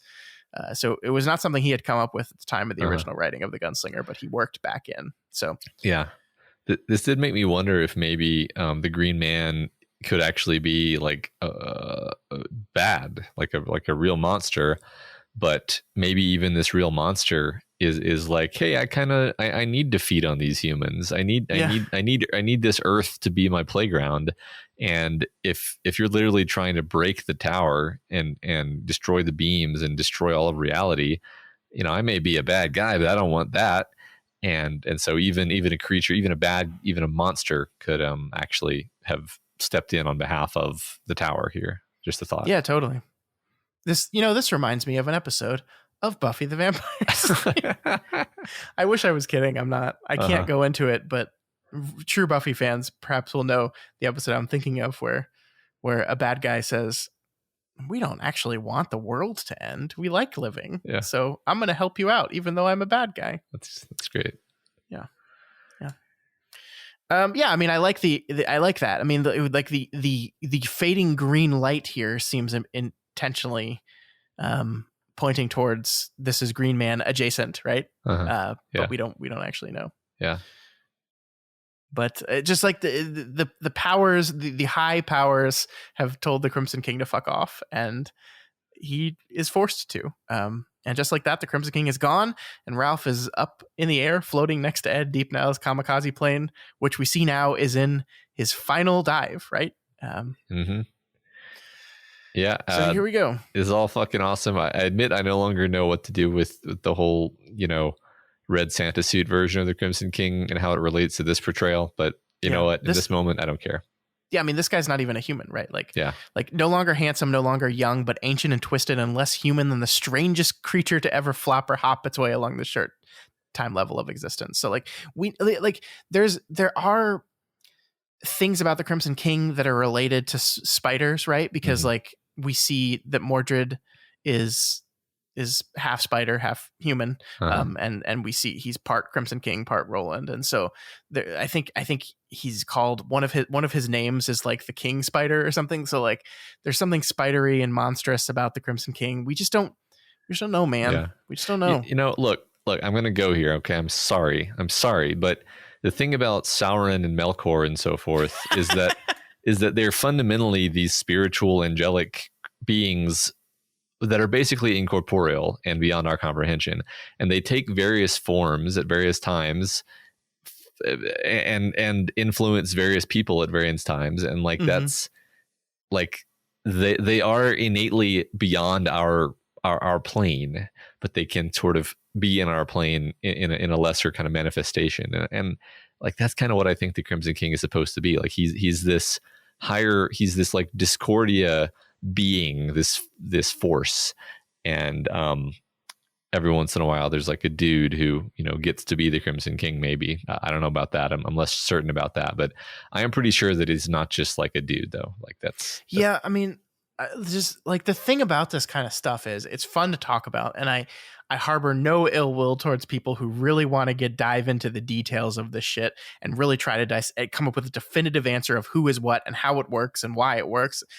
I just don't think Stephen King gives a shit about any of that stuff. I don't think he cares. Like, I think he's perfectly fine with it just being like this nebulous, uncertain who is what and why and where and when and how, because he's a magical super being that whatever, done. It makes you more scared to not know. Exactly. And I think trying to get too much of a grip on it to where you understand it completely in every instance is just a recipe for frustration. Yeah. And if that's your game, if you love doing that kind of stuff, that's totally fine.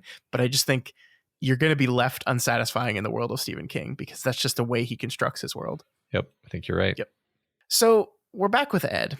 And we asked earlier, weeks and weeks ago, what King would possibly be trying to say about abuse with an abuser who was taken over by a demon and forced to do terrible things. Whether that would seem to admonish the man and place blame on the evil. And I think King kind of answers this question here, right? I love this line. It was difficult to become really infuriated with Ed. He was, after all, just another chess piece being moved across the board. And yet the building he aimed his plane at was full of real people, innocent people. Ralph saw something balky, childish, and willful about the dopey expression of disassociation on Ed's face. And as he passed through the thin skin of the cockpit wall, Ralph thought, I think on some level, Ed, You knew the devil had come in. I think you might have even been able to put him out again. But he didn't. He didn't do that. And so I think King makes it very clear here. Yes, Ed was taken over. Ed was controlled by evil, powerful forces. But he still had a choice. And he chose. Yeah, he should be held responsible, not for what happened to him, but for not even trying to stop it. Yep. So Ralph drops down to Ed's level and appears next to him on a plane. And I love, once again, calling back to that early moment in the book where Ed sees him and asks him what he's doing here. And Ralph answers, "Oh, I was in the neighborhood and thought I'd drop in, drag up a rock, so to speak," which is, for those that might not remember, because it was like 2 months ago, is exactly what Ed says to Ralph when he shows up to confront him about beating his wife near to death. It's like, I think he was Ralph was so indignant about the casual nature with, he said, drag up a rock, and he pays that back perfectly here. This is something that books can do that real life can never do, because no one's going to be that clever in that moment and have a line so perfect as that. But I love it so much. Yeah. No, it's fantastic. I love it so much. Perfect. But he yanks the wires out of the box that are connecting to the explosive device, basically making sure that even if the plane crashes into the convention center, it's not going to kill all 2,000 people that might have died there. But of course, the plane is still hurtling towards that convention center, and we don't really want that to happen. So Ralph wrestles for the controls, and he's kind of neck and neck with Ed before he finally grabs the picture of Natalie and Helen and causes Ed to lose it a little bit. I love this so much, and I want to talk to you about this for a while. I know we're running late. We're going long on this episode, but I think this is really important. "Give them back," he bawled again. But Ralph was no longer sure he was the subject of that cry. He thought his former neighbor might be addressing the being which had stepped into his life, looked around itself to make sure it would do, then simply taken over. Lois's earring glittered in Ed's cheek like a barbaric funerary ornament. "Give them back. They're mine." And this is so sad. Like, we just talked about how culpable Ed is in everything that he did, which he totally is, right? He abused his wife. Regardless of the Crimson King being there, he beat and abused his wife. But in this moment, in his final moments, he's like, undo it. Yeah. I maybe I realized on some level that I fucked up, that I made a mistake, that I made the wrong choice. Undo. Give them back to me. And he can't. Yeah. It's too late. It's too late, man. Yeah. It's, I don't know. It's tragic. You can't feel too bad for the guy, but you feel a little bad for the guy. Yeah. I mean, I think it's more interesting than just having Ed just be like a cackling villain type character. Exactly. Like, I think that's like from the moment Ed sits in that plane and puts a picture of his daughter and his wife up, he becomes a much more complicated villain than all of that. And that's what I like. Yes, I'm not saying Ed was really a good guy and we should all feel bad for him. No, he was an abuser. He was an asshole. He was a monster. But he was still a person, and he's a complicated person that on some level can still love the woman that he beat senselessly. And that's the contradiction of humanity a lot. We don't make sense. We don't make sense as people. Yeah. And I love when characters are drawn that way. Yeah. Even the damned love, to quote another guy who may sometimes act like a monster. So I loved this final moment of his. Pity and sympathy in very limited quantities, but it's still there. Yeah, right. It's humanity. Yeah. So Ralph manages to pull the plane's dive away from the convention center and into an ice cream truck, thus declaring him once and for all the emperor of ice cream. Yeah, it's totally intentional. But that was a different book. You remember that, right? I know. Still, like 20 years apart. Uh-huh. But then our Lord and Savior Lois appears and reminds Ralph that he can fucking fly and does not need to go down with the plane. And he's like, "Oh yeah." And then, so they go up a level, and they move up a level just as Ed is surrounded by his death bag, and the chapter ends. Climax. Boom. They saved the day. Love it. It is a really great final moment there. We're like, I love the writing when he looks down as he floats up and sees, like, he can't even see Ed anymore because all he can see is his death bag, which is like to say, it's finally your time, Ed. It's finally your time. Yeah, right. That's a great motif throughout the story. Yeah. And that's the end of our climax. We've got one more chapter and an epilogue to read and discuss next week. And I think there's going to be a lot to say there as this book wraps up. I think we were more negative on these chapters than we have been on the rest of the book. And I think we had, sufficient reasoning for that. I will say I adore the last 2 chapters of this book. I really love where the story goes from here. So I think I'm going to be a lot more positive next week. Yeah. So look forward to that, Matt. I wasn't really thinking about all this negative stuff while I was reading. It's just when you are analyzing things, you can't not notice when something on the plot level is just like, what is happening here? Yeah, totally. Yeah. All right. Let's move on to our discussion questions section.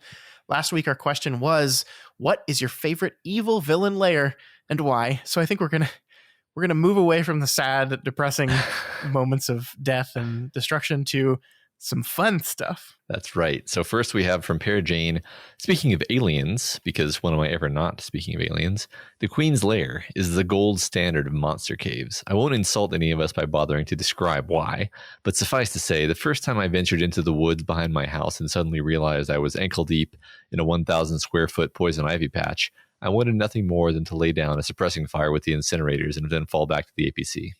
By squads, I assume.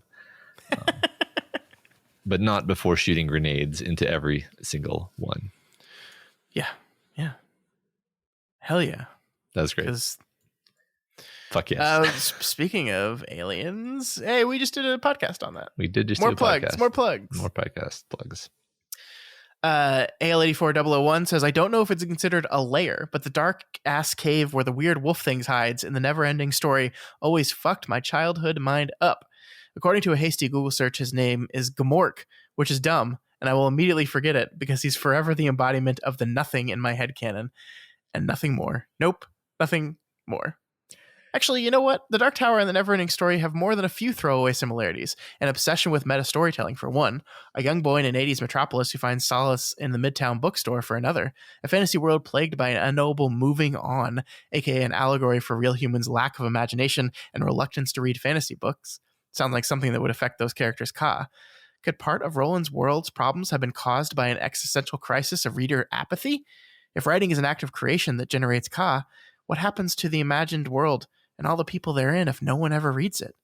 The nothing, Todash, swallows it up? That's really fun, actually. Yeah, that's fantastic. Wow.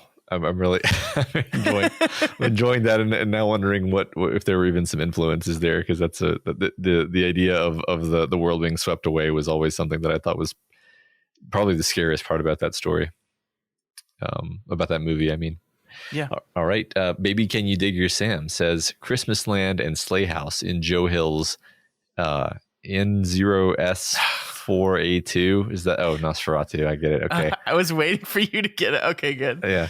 You were almost disappointing me, and then you pulled it out in the end. What? It's late, Scott. They say, I love Christmas and Christmas decorations, and that book created a horrifyingly evil and morbid version of Christmas that creeped the hell out of me. Ornaments containing the souls of dead children, gingerbread, anesthesia gas, the list goes on. A delicious defilement of the cherished holiday is in a classic horror story. I have not watched the TV adaptation yet, and I'm curious how it worked on screen. In film, a nod to Pear Jane's mention of the Queen Xenomorph's lair in Aliens. Also, have to mention Freddy Krueger's boiler room, Buffalo Bill's creepy as hell house in Silence of the Lambs, Maleficent's castle in the animated Sleeping Beauty, and the Death Star. Yes, those are all great villains. There's some really good ones. Yeah. I have read Joe Hill's Nosferatu. I have not seen the TV show either. Been meaning to. Cool. You remember that Joe Hill is I do. King's son, right? Okay, just making sure. He's Hank Hill's son, yeah. Yeah, sure. Propane. Yep. Scantron 093 Says, for the discussion question, the first non-Mordor locale I thought of was the Dreadfort, seat of House Bolton in A Song of Ice and Fire. Situated in the fierce frozen north, it's a creepy castle where Westeros' most eligible bachelor, Ramsay Bolton, practices his torture techniques and other despicable deeds. The dungeons within are contained by sturdy stone walls flying House Bolton's banner, a flayed man. Makes you wonder why the Starks ever trusted these guys in the first place. It's a really good answer. Indeed, it does make you wonder. It does make you wonder that. Yeah. Maybe out of necessity. That's the problem with politics in this world, is that sometimes you have to trust a terrible person. That's true. I see why George R. Martin and King get along, though, because they both like writing about that kind of horrible depravity in the depths of what humans can do. Yeah, that's for sure. All right, Complicated 9519 says, I'd have to say Dr. Evil's lair from the Austin Powers movies. A mountain with his face carved into it, a giant space stick, sharks with laser beams. Like, he's just so over the top. It's awesome. Oh, Dr. Doofenshmirtz's Evil Inc., because he's just got tons of stuff laying around and his musical numbers are fire. And it's so obvious where it is. Yeah, that's from Phineas and Ferb, by the way. I know this because my kids love this show. Can I say that has been the last lines of our Doofcast episodes for almost 3 years now? And I still have no idea what it is or have seen even a little bit of it at all. That's hilarious. I think someone told me that, like, when we said we're Doof Media, said like someone, like Doofenshmirtz, and I was like, what? Huh? And they said, yeah. And so someone sent me like the video of him singing the "My name is Doof and you'll do what I say" thing. And so I just clipped that out and threw it at the end of our podcast. That's funny. I didn't know that was from Phineas and Ferb. My kids will be tickled to hear that, actually. Yeah, man. Great. Emperor Fry the Solid said, actually, I can't read this one, Matt, because they give an answer from the stand, which we can't read here, but it's a good answer. And we'll talk about this in mid-2022. Great. All right. Can't wait. Shortstop 88 says, as always, I can't come up with a favorite evil villain lair as there have been too many over the years. However, one that I choose to bring attention to would be in Practical Guide to Evil, another online web serial that frequently rivaled Ward for top web fiction's #1 spot. This fantasy story takes common fantasy tropes and builds a world in which those tropes are recognized, and the main character goes through the series learning how to evade or use tropes to her own advantage. While there are a few evil villain layers that appear throughout, my pick would have to be the Kingdom of the Dead.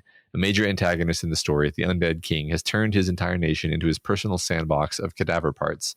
He personally opened a hellgate deep under his castle, and within that hell, he has a living community of people living to a certain age before being turned into undead parts to be used in his massive monstrosities.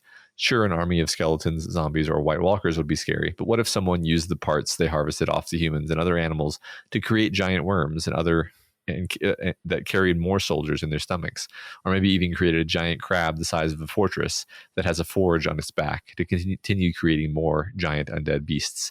You don't need to make a trip to the gas station when you've already got this much nightmare fuel. Yeah, that's very grimdark. I'll give you that.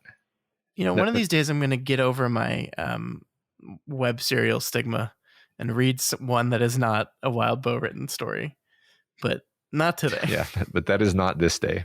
Yeah.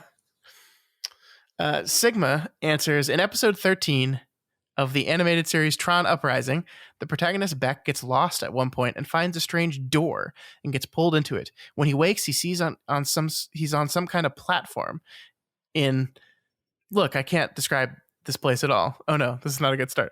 The lair belongs to Cyrus, and apparently it's a zip file in the Tron universe. It's an interesting interpretation of it. The lair is like an upright rectangular tube with flat ends, and when Cyrus first speaks, his lair lights up in colors. At the center is some green core. That's the best I can do. It's a beautiful fucking series, and Cyrus's lair is only an example of the hard work and creativity put on a show that got canned because the execs fucked it over.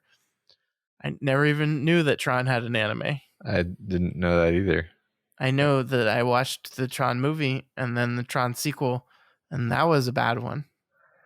Uh-huh. I never watched the sequel either. You never saw Tron Legacy? It's never not very good, no. I'm sorry to hear that. It's got Olivia Wilde in it, who I like, and so I enjoyed that part of it. But Okay. It's also got the dude in it. So I guess that's good. Speaking of dudes, Walking Dude 22 says, I'm fond of the ones that are secret and masquerade in the guise of innocence. An Acme laboratory serves as the epicenter, and a megalomaniacal mouse's routine efforts to take over the world, and his dim-witted assistant's subtle efforts to preserve the status quo. Then there's the circus-shaped spaceship in Killer Clowns from Outer Space, where every amusement holds lethal intent.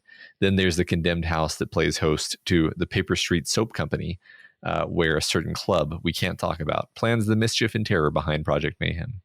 The examples run on to the end of eternity, but if I were to choose just one, I think it would have to go with Dark Pandemonium's Carnival from Ray Bradbury's Something Wicked This Way Comes.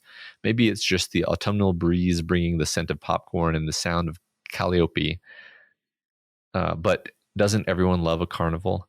This carnival offers only the deepest temptations of the soul. You can have whatever your heart desires: youth, beauty, money, the finest Cuban cigars rolled on the tight thighs of beautiful young maidens, etc. All it costs is your soul. So gather one and all, step right up, ride the merry-go-round.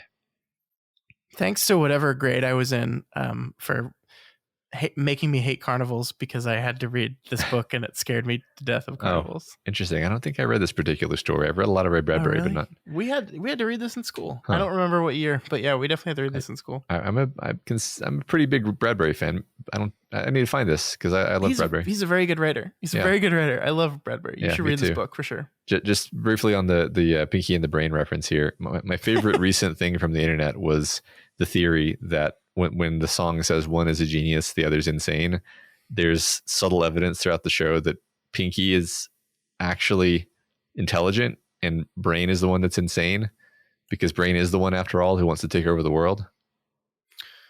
I mean, I agree with Brain being insane. You're going to have to do some work to convince me that Pinky is...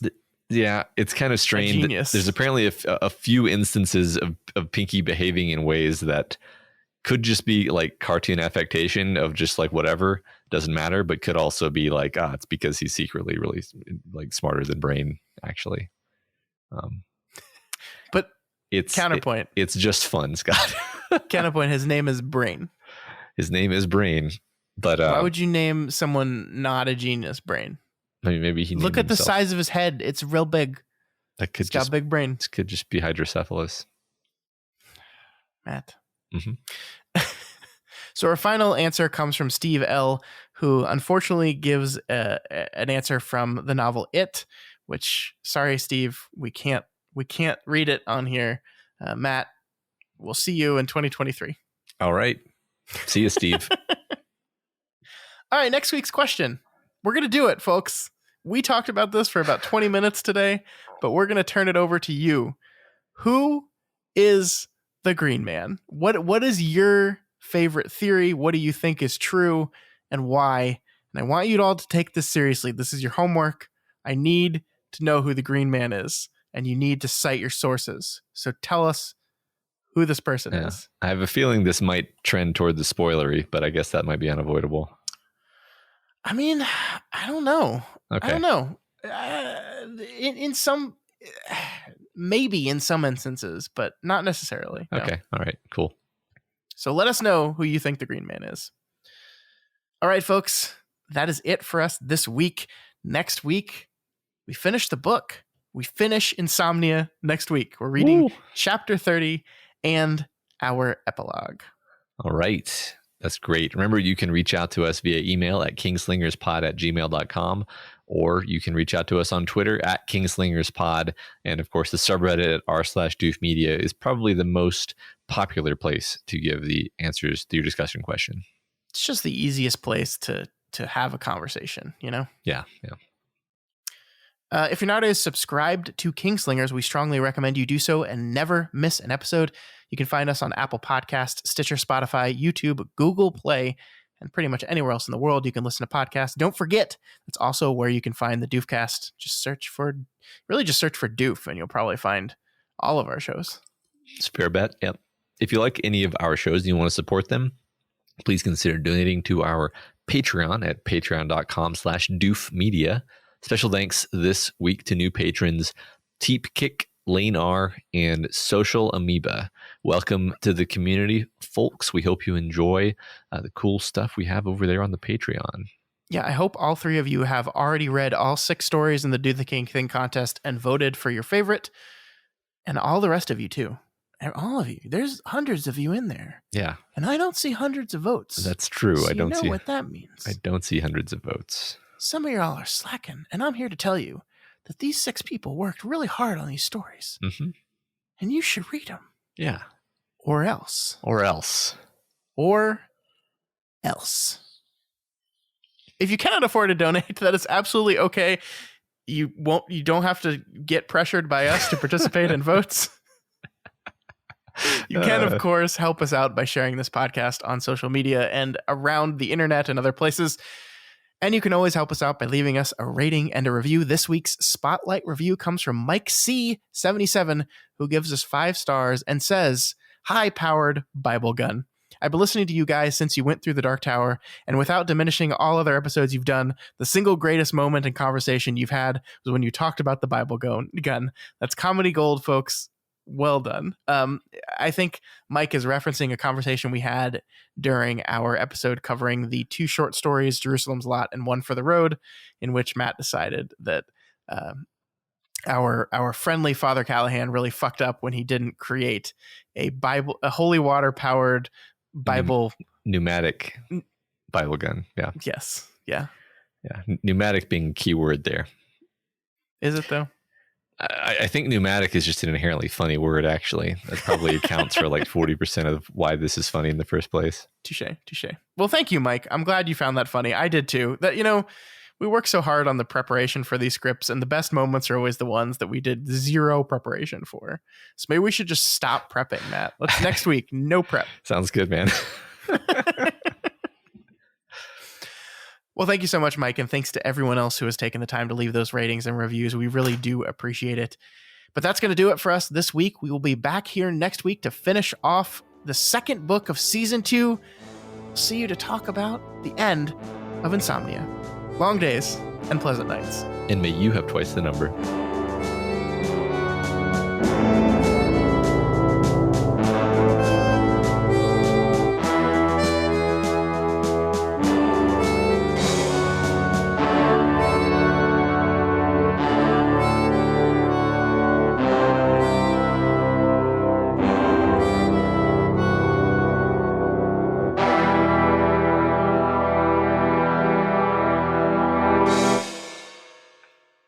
My voice is dying. Jesus I ran out of liquid. 20 minutes into the recording, and I had no liquid, and I was dying.